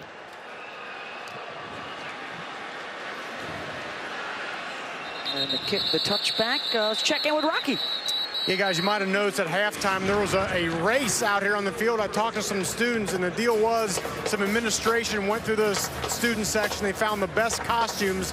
Those got selected to come out on the field for a 100-yard race. The winner received courtside seats to a Q's basketball game this year. How about that? Those could be very nice to have this year. High hopes for the Syracuse basketball team. Got everybody coming back, including All-America candidate Tyus Battle. You, Rocky? I didn't think they were supposed to say anything. But... He was whispering sweet nothings to me, yes. Yeah, that's Sparky. Every time we toured that facility last year, you look around your shoulder, bam, there he was. Elusive. Getting any pressure on the quarterbacks has been elusive tonight for these two defenses. They continue to throw strikes. 15-yard gain there, Dungey to Johnson. It's a heck of a job extending your arms and catching this ball in the middle of the field and pulling it to your body. Well done by Johnson. 695 combined passing yards tonight. Syracuse with a pair of 100-yard receivers. One for NC State. Dungey will run. Dungey will take a hit. Syracuse looking for the flag, and there it is. Cannot get after that quarterback when he slides. Deontay Holden, I think, and Isaiah Moore were in on it. Personal foul, face mask, defense, 15-yard penalty, first down. Yeah, he reached over behind him and just grabbed that face mask right there. Didn't let it go. Again, they got guys in place to make that play. Didn't have to do it, but that's going to cost you 15. That'll move Syracuse inside the 40. Under 5 minutes to go here in the third. Both sides scoring on their first possessions of this quarter. Here we go again, Anth. Yep. We saw a blitz look. They changed the play. They changed the defense back. Dungey gets it out to Riley down to the 31-yard line, shoved out by Kid Glass. Gain of 8. Just a chess match right now. And I'll bet you Syracuse, if they watch that, they may try to set them up. But North Carolina State's done a nice job of mixing it up and not quite doing it every play. I think one thing they could do is just go a lot of tempo. That would limit the amount of looks that NC State could give them. Yep. Dungey will throw it downfield. Has a man. Harris at the 10 in for the score.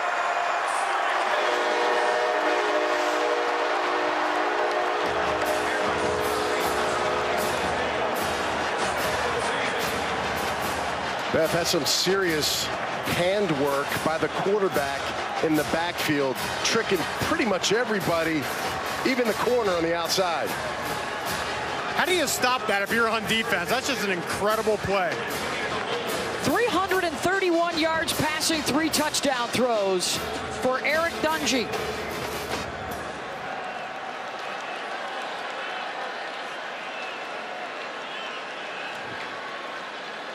A 75-yard drive, just 5 plays under 2 minutes. And the offense is having their way inside the dome. Some serious RPO action here, riding it low. Number 15, Ingram, he takes the hit. 72 points per game. They're close to it with 4:11 to go still in the third quarter. NC State trying to keep pace. 3 third-quarter possessions, 3 touchdowns for these two offenses. And a new season high for Eric Dungey, 331. Let's break it down, Anthony. Well, you know, serious ball work on the backside. Look at the vision. These guys get sucked down, and then all of a sudden, the old ropey-dope up the sidelines by Harris here, just lulling them to sleep. 2 guys colliding, not seeing the football, and by the time they figure it out, Beth, too late, touchdown. 3 TD passes to 3 different guys tonight for Eric Dungey. We weren't even sure if he was going to be the starting quarterback when we began tonight. Mystery surrounding who would get the job, he or Tommy DeVito, the freshman. And it's been Dungey tonight. Finley to the outside. Let's check in with Chris Cotter. Let's go to ESPN, Mississippi State, Texas A&M. This game has been a good one down in Stark Vegas. Here's Fitz doing what he does from 1 yard out, early fourth quarter. Mississippi State's in the lead. Wazoo. When was the last time a team went down to the farm and put at least 31 on Stanford? Tay Martin with the score there, all even, early fourth. Thank you, Chris. Approaching 4 minutes to go here in the third in the Dome.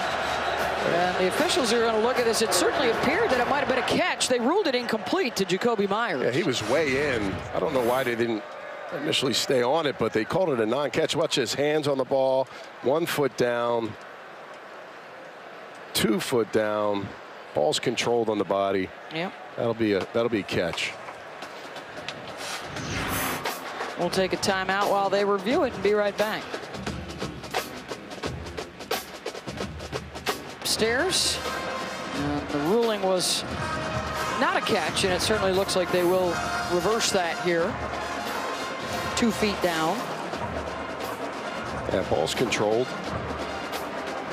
You know, I don't see the ball that came out late as far as completing the catch.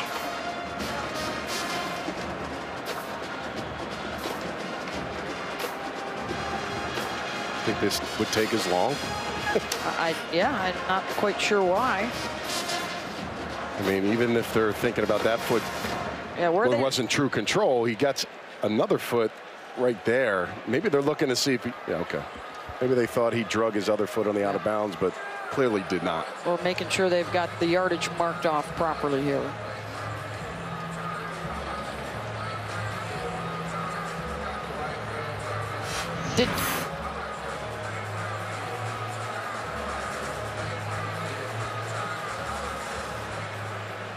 To further review, the receiver did complete the process of the catch prior to going out of bounds. The ball he placed at the 29-yard line. It'll be 2nd and 6. The clock will start on my ready. I don't think Dave Dorn understands why it took so long either. At any rate, NC State will have it at the 29, 2nd down and 6.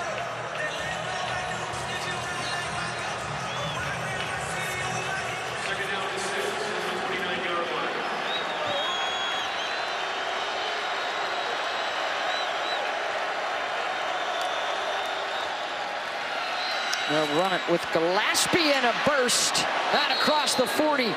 Knocked over by Evan Foster, but that's good for a 1st down and a run of 14. Yeah, nice job by the center here. Watch the center, Bradbury. Great job holding off that block on 96.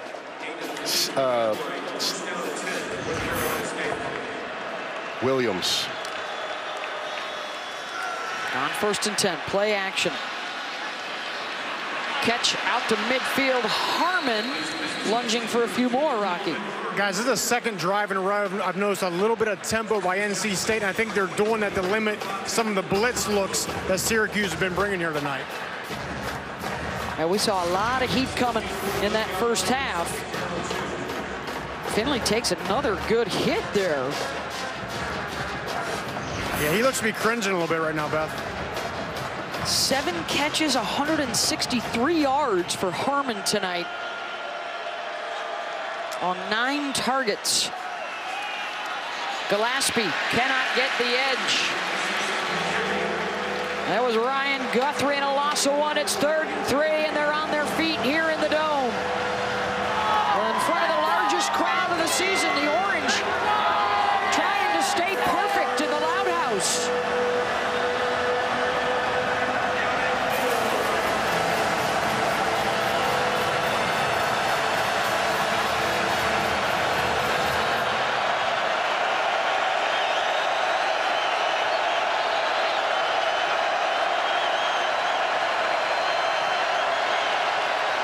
They'll drop back in coverage, and a first down. Finley to Thomas to the 40-yard line.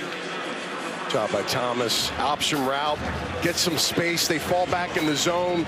Just sits right there in the window, and Finley puts it right on his hands.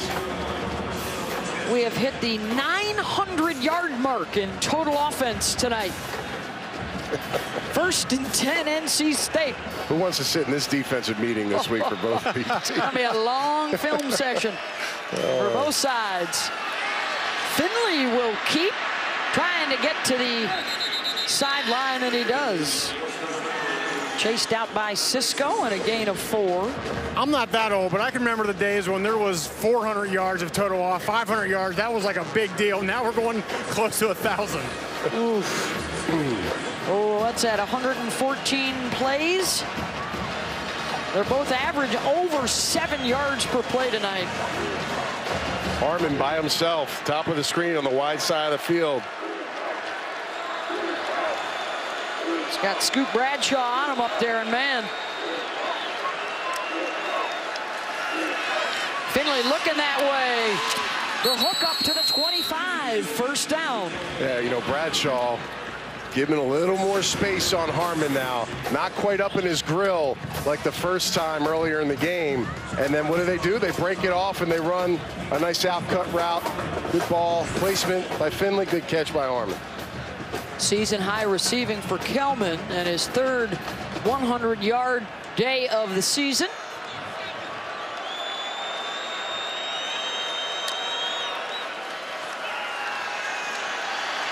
Finley chased, and he'll eat it. Down he goes at the 31. Pressure coming from Kingsley Jonathan.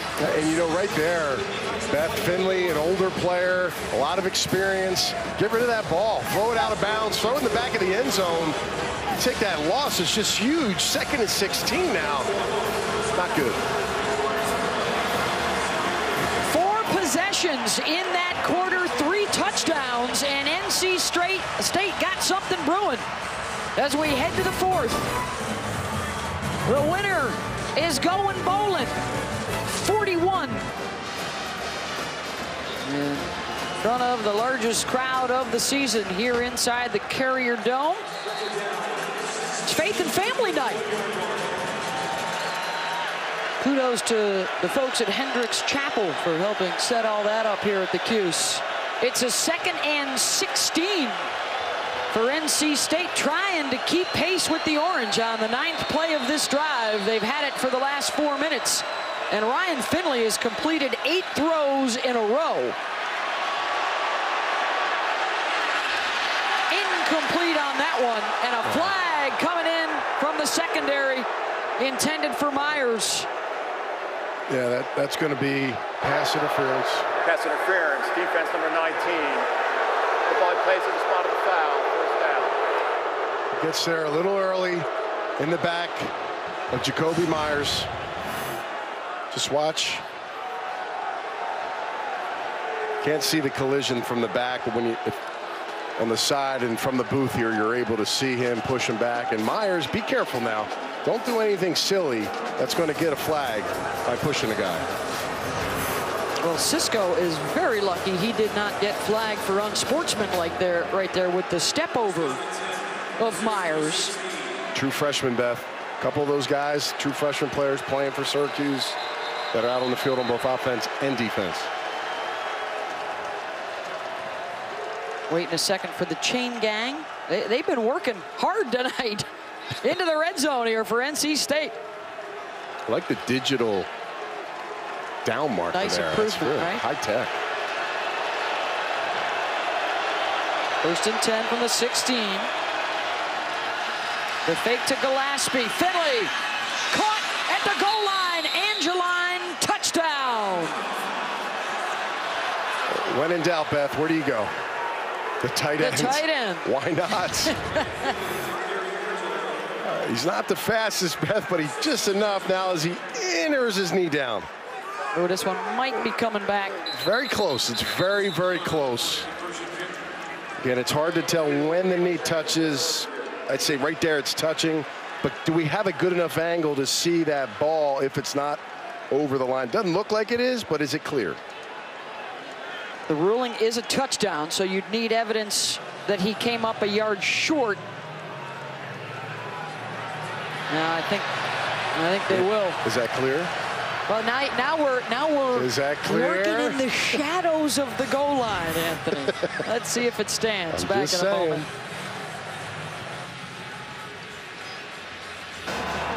The play was reversed, knee down at the 1 yard line. So take the points off the board. Carry Angeline with the catch down to the 1. 1st and goal, NC State.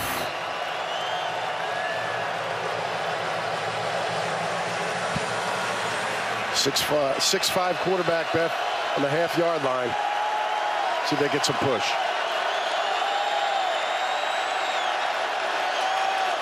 They'll try Gillespie instead, and he's in. Touchdown. We'll go with the 240-pound tailback. That works, too. That's not bad. Behind that left side, as you've pointed out, may be the best in the ACC with Bradbury, Prescott, and Jones. And when you're 240 pounds, there's an advantage of being 5'11" as well, because that leverage that you need is at a premium. Yes. The yards on the ground have been difficult to come by, but Reggie has picked up some tough ones for him, and that closes out a 10-play. How about this for a second half in the Dome?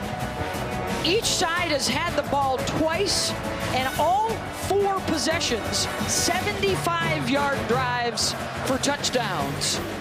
And a 41-34 lead for Syracuse over NC State. Winner gets their 6th win of the season and bowl eligibility, which would be huge for Syracuse. They haven't been in 5 years. The 2nd longest drought in the Power 5 conferences. NC State coming off that 9-win season a year ago, including 6 ACC wins, trying to continue the success under Dave Doran. A return out to the 26 and a studio update with Chris Cotter. Did I say 31 points down on the farm? How about 38 and counting? Minshew to Renard Bell this time around. 38-31 in the 4th quarter. Wazoo trying to beat Stanford. Meanwhile, over on ABC, Cornelius to Wallace again. This is twice. Look at the adjustment for Wallace. Goes up and gets it. 31-14 at the half. A lot of scoring around the country, and here in Syracuse, how about those numbers? 925 total, 75 points as we get close to the 120th play of the evening. Still got over 14 minutes to go. Beth Mowens, Anthony Beck, Rocky Boyman with you inside the Carrier Dome. An ACC day where we have already seen Clemson dominate at Florida State. Wake Forest thrashed Louisville.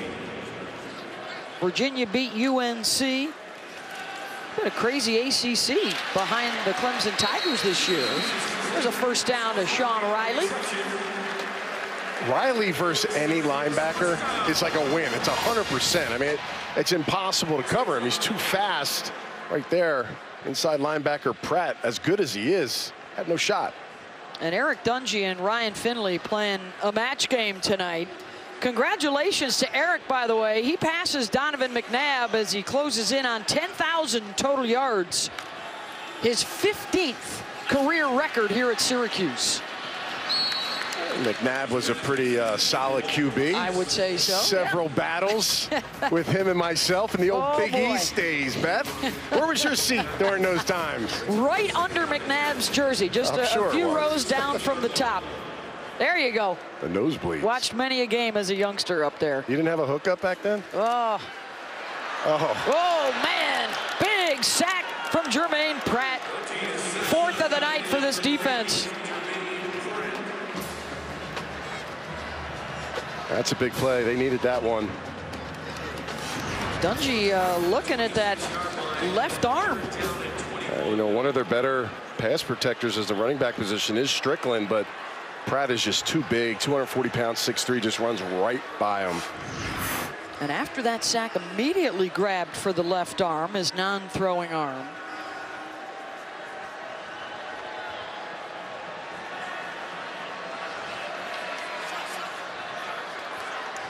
Last week, Syracuse turned to Tommy DeVito in the 4th quarter against North Carolina, and Dungey threads the needle to Riley across midfield. You can't cover him, Beth. Now you put a nickel back on him. Griffin, he's been working him all game, and he just shakes him. Good eye placement by Dungey, looking right, coming back. He's got no answer, 29 yards. Wow, that is just that's a killer for defensive players, Rocky. And I'll tell you what, Riley is listed at 5'8", 170. I think they're giving him about 1.5 inches and about 10 pounds. He looks tiny down here on field level, but you're right. It's like trying to catch a water bug out there. Junior from Los Angeles, and he's got 9 catches, 155 yards. That is the 7th 20-yard play or better for the Syracuse offense tonight. Dungey calls his own number on 2nd and 4, 1st down. He and Pratt have had a terrific battle all night long. And it was Jermaine that ran him out. Gain of 9. Injured player is Andreas Bryant, the senior defensive tackle.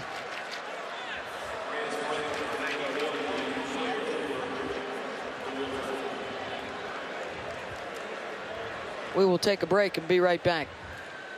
Boy, right here, 91. Strickland's going down to cut the backer. He whiffs and ends up hitting the left knee of Bryant, and it buckles him. 11:32 to go. The Orange a touchdown lead over NC State. 1st and 10 here for Eric Dungey on a night where he's become their career leader in total yards. Throw is out of bounds. Let's check in with Chris Cotter. I told you in counting down on the farm. Both these teams keep going up and down the field. Let's get you the latest here from Stanford. J.J. Arcega-Whiteside wide open, 38-38, 1:10 in the 4th. Oh, a nail biter out west. Washington State right now, the best chance to represent the Pac-12, trying to fight their way into the playoff. See, we started the day, right? 1 loss in the North for Waz, UW, and Stanford. Now there's another tackle for Jermaine Pratt on the tight end, Ravion Pierce. Well, tight end delay. Been quiet all game. Sometimes you forget about him in this offense. 3rd and short. I'm just saying, Beth, the matchup that's been impossible right now is this kid right here, Riley, number 10. And he's matched up with number 21. That's Griffin. That has not been favorable for North Carolina State right now. See if he's got one more move in him. Dungey has torn him up for 381 yards, 155 of those to Sean. Instead, they'll run it. Strickland ran right into Pratt. Interesting. I think he might be moving up to the draft board here. Tell you what, in an day and age when not anybody can tackle anymore, Jermaine Pratt does not miss tackles, and he does it with force. Grad student averaging nearly 9 tackles per game, which leads the ACC. Beyond that tonight, 4th down and short for the Orange. And are they going to go for the field goal attempt here? Andre Schmidt. And they're running down the clock. 4, 3, 2, 1, 0. And they get a timeout. It's a good thing, too. Wide left. Prior to the snap, timeout, Syracuse. And a 10-point lead for Syracuse over NC State. Let's take a look at this week's college football rankings, brought to you by Chick-fil-A. 3 of the top 5 idle. Florida State falling to Clemson. Texas in big trouble against Oklahoma State. And Georgia and Oklahoma rolled. The big question is, where will UCF be, Beth, in the opening college football playoff rankings? Will they get respect, or will they be back in the pack? First ranking coming up Tuesday, including the top 4. Who will be in those top 4 playoff spots? The first of a month-long of rankings leading up to Selection Sunday on December 2nd.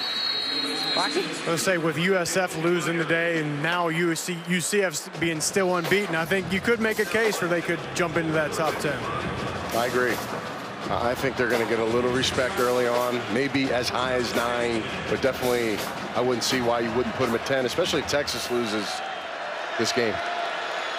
Now in our 5th year of the college football playoff. Finley off the pump, buying some time, and throws it away. So that's 4 years now that we've had that top 4 in the rankings. 16 teams open up in the top 4. Only half of them have ultimately advanced to make it into the playoffs. So in no way a sure shot that if you're in that top 4 in the first ranking, you're going to stick around for a month and get into the playoff. Yeah, a lot of football left to play, that's for sure. If you've been ranked number 1, 3 of the 4 years, you have advanced to the playoff. Out of the top 4. 2nd and 10 for Finley. Gillespie hauling a defender along with him. Gets out across the 40, and it's going to be 3rd down and 4.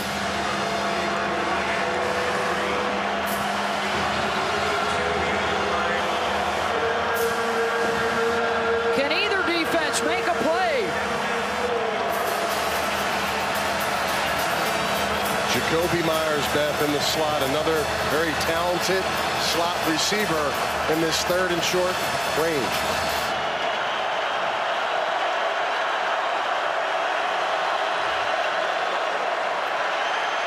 Heat coming up the middle. Finley downfield, and it's hauled in at the 20 and down inside the 10. Kelvin Harmon. That's a heck of a job by Harmon. Now, he may have put his hand on the DB's chest here. Little move. Watch right there, but that's a smart play. Melifonwu has been working him all game today. Both of them are 6'3", Beth, but Harmon is just taking over every time they get it to him. And that was taking a risk on that throw there on 3rd and short, going for all the marbles. 50 yards downfield, and Harmon now on the night, 222 receiving yards. The injury for Syracuse. Yeah, Melifonwu pulled his hamstring there. He's grabbing his hamstring when he went down.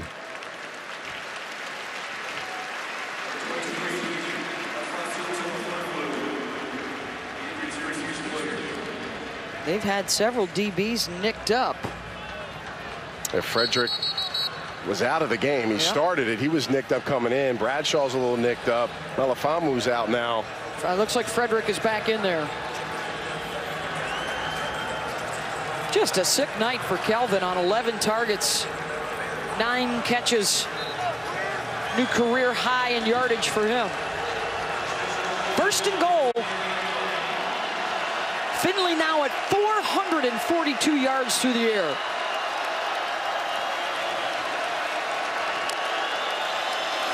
The give is Gillespie met in the backfield and thrown down. Alton Robinson, 2nd and goal. Well, we haven't heard much of him, but he doesn't bite on the read option with the quarterback. Trust is key that the running back will get it. Finley has only pulled it out once today and is able to make a big play in the backfield.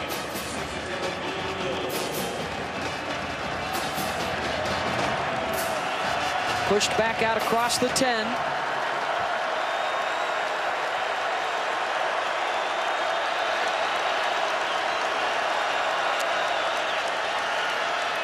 Finley to the end zone, the back shoulder throw to Harmon, touchdown. It's too easy, Beth. It's too easy. Next man up. Frederick's out there. Doesn't matter. It's just been pick your poison. What's DB is going to try to stop him? And I'll tell you now, he's catching balls, touchdowns, and yards at a torrid pace right now in this game. A 12-yard touchdown throw. Finley's third as the QBs continue to carve up the DBs. It's just the way Harmon's catching the balls tonight. There's a back shoulder throw. He's gone up high to get one. He's beat some guys down the sideline with speed. Just incredible assets he has. Two guys on the same page, Rocky, right? A lot of experience. They've both played with each other since Finley's gotten here 3 years ago. And they just got a knack for knowing each other's game, and it's showing up big time tonight. Our fifth drive for a touchdown, a 75-yard drive. The fifth one of the second half for both these teams. Well, the ball moves, but I think his arm was underneath it. It's hard to tell if the point hits the ground or the hand off of that view. There's no question the ball moves, Beth. But is that right hand underneath the ball? It looks like, yeah. Looks like he stayed under it. Yep. It does. All scoring plays reviewed, so they're taking a look. If it stands, Ryan Finley on the night now averaging almost 20 yards per completion. Crazy numbers for the quarterbacks. And that would certainly appear to be Harmon's second TD.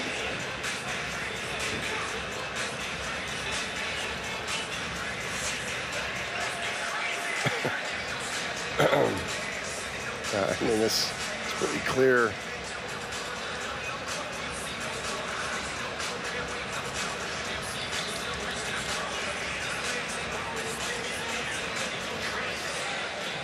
Again, the ball absolutely moves, Beth. But that hand looks like it was underneath. After further review, the ruling on the field stands. Touchdown. So the extra point right here to get NC State within a field goal.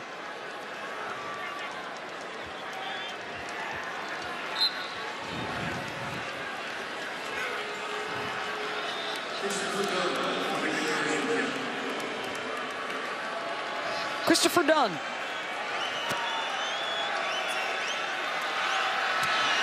Ooh. Got it. Well, tomorrow at 10 Eastern on ESPN, it's Sunday NFL Countdown presented by Snickers, and a closer look at a couple of former Cal QBs, Aaron Rodgers and Jared Goff. They'll go head-to-head Sunday.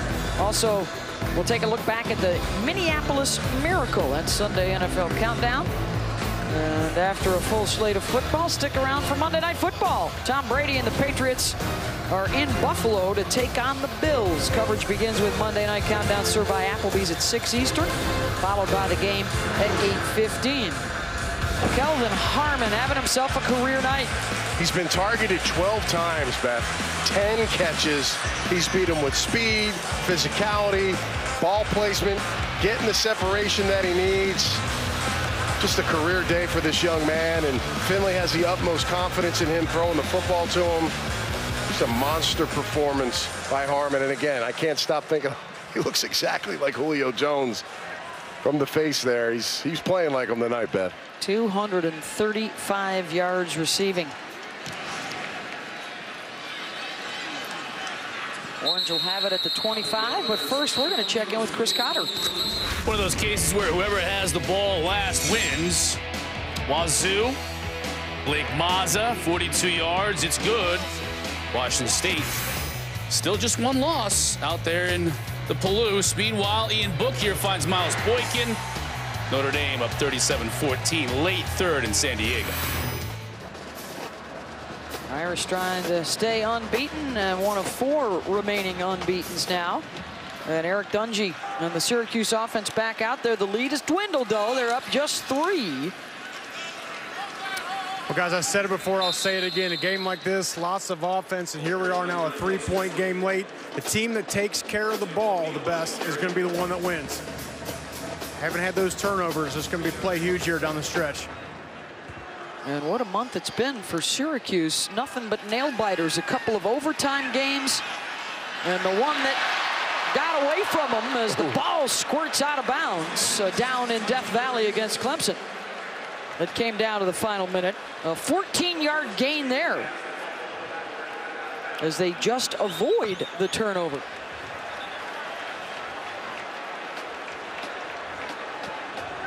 Making sure that was a catch, too. Big hit by Griffin, knocking the ball out. The referee's obviously saying that he had control of it, took a couple steps. From the Syracuse 41. On the ground, trying to churn it out with Mo Neal.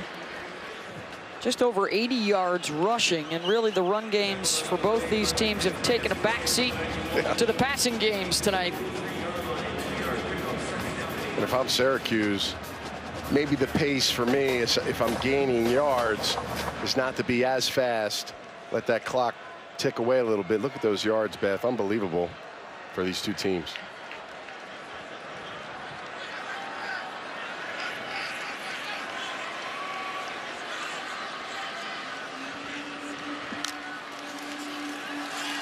Dungey underneath Riley, first down across midfield. Between Harmon and Riley, it's really not fair tonight.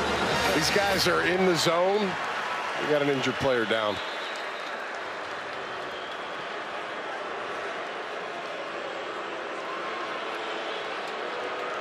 That's Chris Ingram, who's been busy at corner.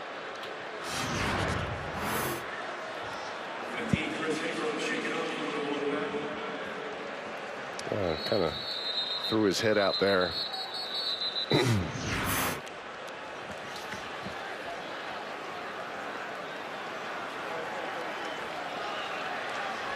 Athletic trainers over there taking a look at him as he points to the left shoulder. Vernon Greer is going to be the guy that will come in to replace Ingram. And Riley, another guy, 12 targets, Beth, 10 catches. I mean, it's monsters today. I mean, him and Harmon has just been ridiculous. 138 plays, 1,079 total yards. Both quarterbacks have thrown for over 450. ACC office is going to have a tough time picking the offensive player of the week this week. And you know what? And they'll probably run here, but don't forget about the other receiver, number 17, Jamal Custis, because he's been kind of lurking right now in the bushes. They will run it on first down. Well, tonight after Oregon and Arizona wrap things up on ESPN, be sure to catch Sports Center with Stan Verrett and Max Bredos. They'll have reactions from the Dodgers and Red Sox. Also, the incredible comeback for Kentucky today. And Kirk and Chris Fowler will break down all the day's activities around college football.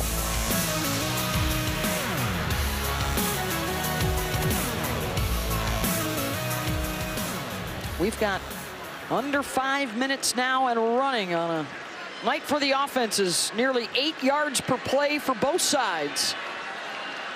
And NC State looking for its defense to give them a chance and get the ball back. Dungey completes it to Harris, just shy of the marker, and a gain of 7.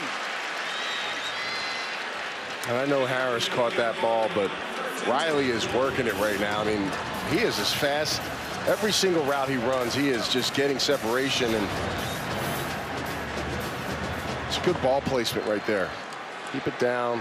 Good catch, keeping your hands underneath it. Anthony, to your point about pace there, this is a 4th play in a row. It looks like they're going to wait until 5 seconds on that play clock before they snap the ball.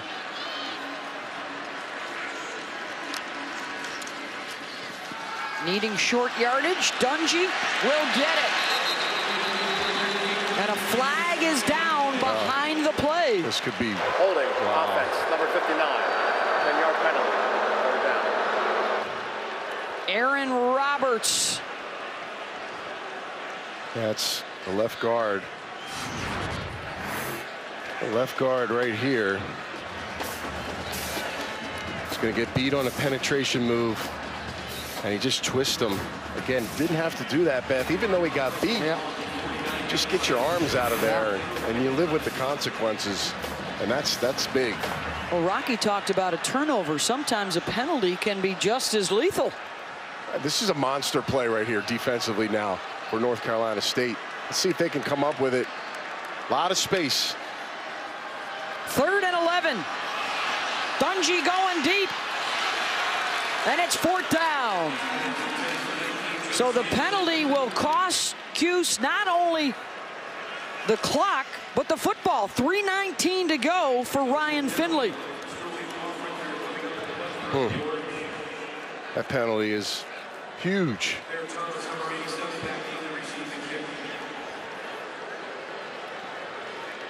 This is a nail biter. This has been the first time NC State has an opportunity now to get the ball with a little control, Beth. If Hofrichter does indeed boot this here, and he will, low end over end. Oh, what's he doing? At the 14-yard line. And Rocky echoing the sentiments of the crowd here. May have cost the Cuse some yardage. Well, this is what we've come to expect from the Orange, Anthony. Fantastic finishes, a couple that didn't go their way, including an overtime loss at Pitt, and then rallying last week to score late in regulation and then win it in double overtime with Tommy DeVito at quarterback. Well, we'll see. Is it Finley's turn? Starting to pick up the noise here at the Dome, Beth. Been a long postseason drought for the Orange. And NC State now with a chance to make them wait a little bit longer and become bowl eligible themselves.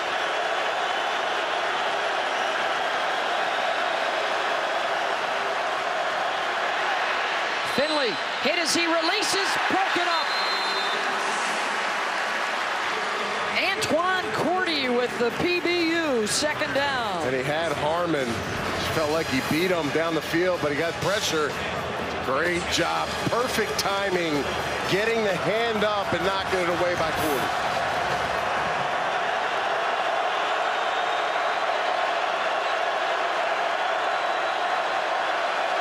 Got one-on-one down here with the safety across the hash. I'm just saying. They've already taken the top off twice tonight for long touchdowns.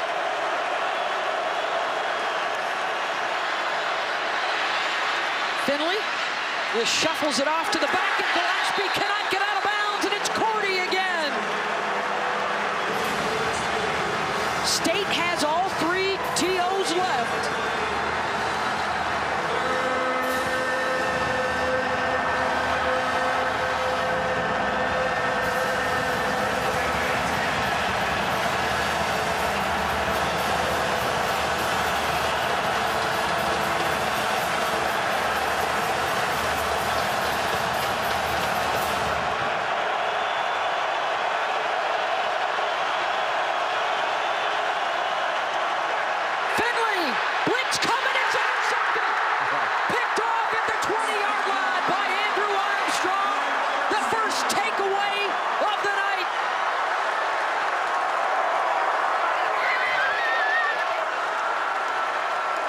Finley with another big shot from an unblocked defensive lineman, Beth. And Armstrong reads eyes. Excuse me. Armstrong reads eyes. Nobody's blocking him. I mean, what's going on? He's a defensive end.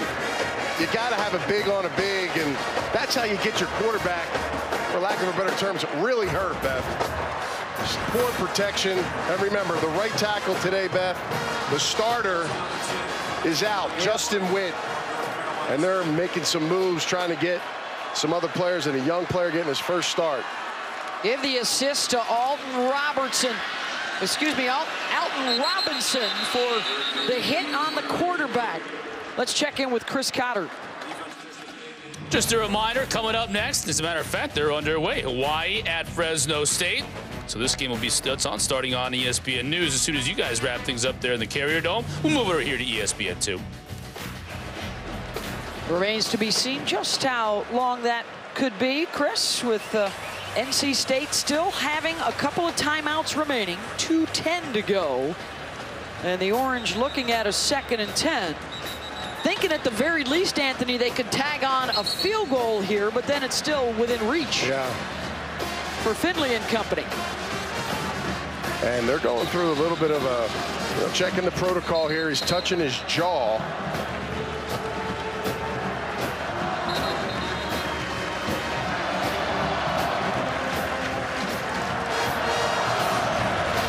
Check this out. Robinson, they're checking the chicklets on this one. Yeah, you just cannot let a free hitter come in. Look at Ryan, though. He's ready to go. He wants the ball back. False start. Offense number 78, 5-yard penalty. Take it down. Got to finish this game for Syracuse. Cannot self-destruct here and think the game is over. This is a high-powered offense for North Carolina State. Couple penalties now put you in a bind. You don't want to knock yourself out of field goal range because of that, too. Absolutely, yeah. Headed in the wrong direction there. That'll push him back out to the 26. And how risky does Dungey get here to try to get these yards? They're in field goal range. 2nd and 15. Run it up the gut. O'Neal. State will use its 2nd timeout. Orange fans hoping that Dino Babers will have a chance to give one of his another one of his memorable post-game speeches in the locker room. Somebody in Vegas told them they were going to win by 20-23.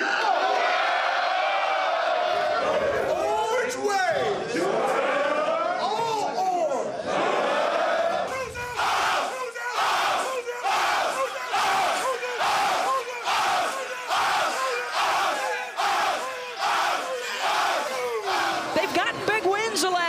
Under Dino Babers, but what they have not gotten is the follow-up to those big wins, and they're looking for that tonight with NC State and a chance to get to their 6th win.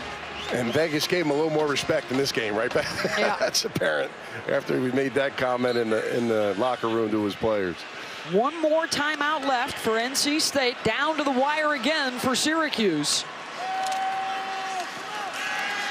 Dungey. Incomplete. Flags down. And a 1st down coming up for the Orange with 2:01 to play. Just pass interference, defense number 20, 15-yard penalty, 1st down. True freshman, Beth. Just a poor technique here. There's no need. There's no need to do it, and he gets flagged for it. That's the 5th one of the game. I was going to say, how many times have we seen this? Anytime Syracuse wide receivers have threatened the defensive backs for NC State, they've panicked and grabbed a jersey or pulled a hip. Just can't play ball like that. First and goal now from the 7. And a chance for Syracuse to extend the lead and perhaps put it out of reach here. They'll go with that power package again. Howard for a couple. And NC State will use its final timeout.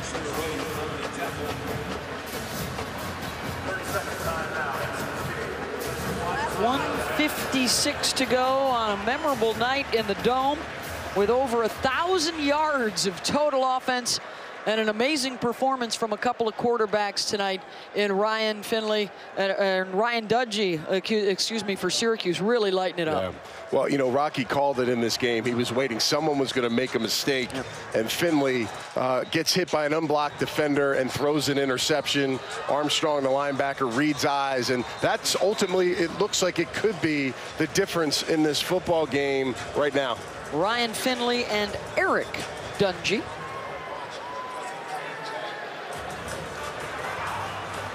(44-41) now, and NC State cannot stop the clock. Syracuse knocking on the door to try and close it out. And you got to get a little risky here if you're NC State. Strickland will get the call. Inside the 5, and it will be 3rd down and goal. Jermaine Pratt with another big stop. Trying to force a field goal to keep this within reach. And time is a problem now, Beth. We'll run this down to about just over a minute. And then again, after this play, if they don't score off a run, they're not going to have much time. Run off 40 more. Yep.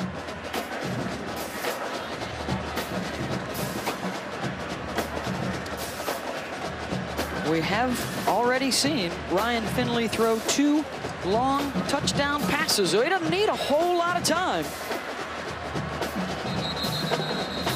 74 yards and 67 yards. Syracuse will call a timeout here, 1:09 to go.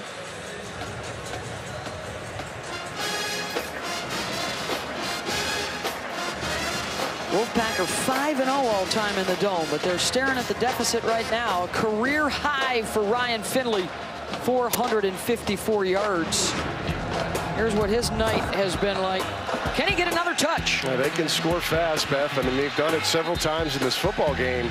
When he's been given time, Harmon and some of these receivers, Jacoby Myers, Amizi, all these guys have been able to get their plays, but Syracuse has taken their opportunities, and they had a first-time right tackle starting, Beth, because of Whit being out, and that ultimately paid the price for that one, and that came the intersection.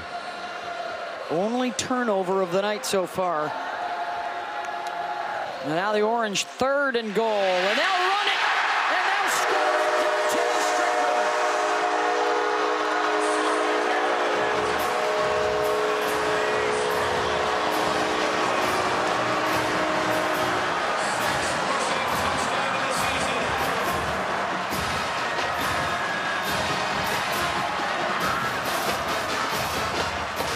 Points off the turnover for Syracuse with 1:05 to play. Dino Babers happy, jumping up. He got up higher than I did earlier, Anthony. Yeah, I would say, yeah, absolutely. We better not do a side-by-side of that one. Oh, you know it's coming. PAT from Schmidt. And how about the vertical on the head coach greeting his running back coming over to the sideline off the Strickland score. Babers with the elevation. Get on up. Look at that, it's QB. Oh, with the double. Dungey and Custis. Don't pull a hammy, coach.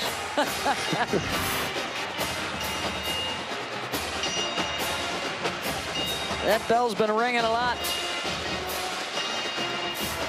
The victory bell for the Orange as they move closer here to bowl eligibility and end the 5-year drought.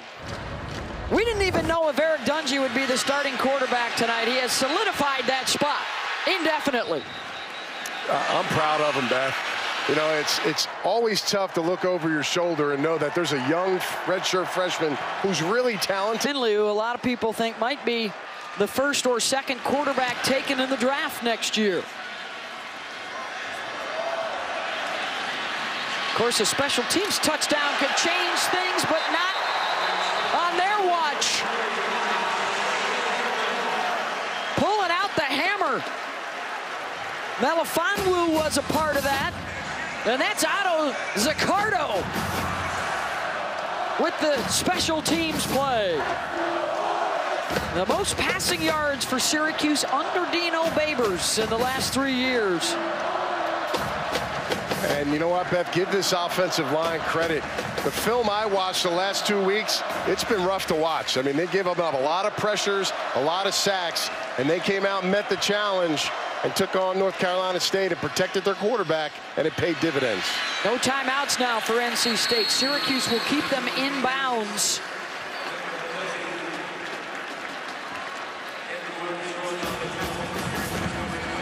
They showed a lot of fight to come back from a 17-point deficit.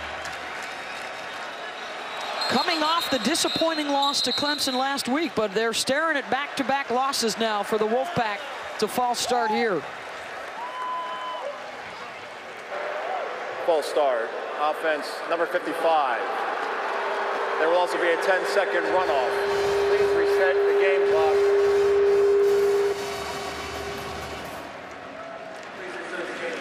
Well, Doran talked about forgetting the week before, turning the page, and they gave a valiant effort today. Just too much early on, Beth. Just too many points given up to this high-powered offense of Syracuse, and just weren't able to pick it up at the end of the game. First time that Syracuse, if the score holds, has won 5 home games in 15 years. And if they can hang on here, they'll have a chance to go for 6-0 against Louisville on November 9th. They've only done that 3 times in school history. The last time was 1991.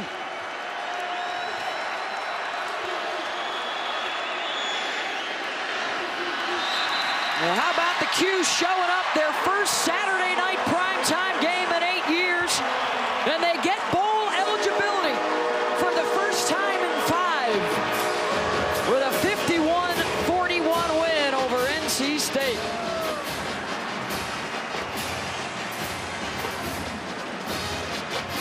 Big night for Eric Dungey and this Syracuse offense. And they get the 10-point win. Now let's get you out to Bulldog Stadium for Hawaii.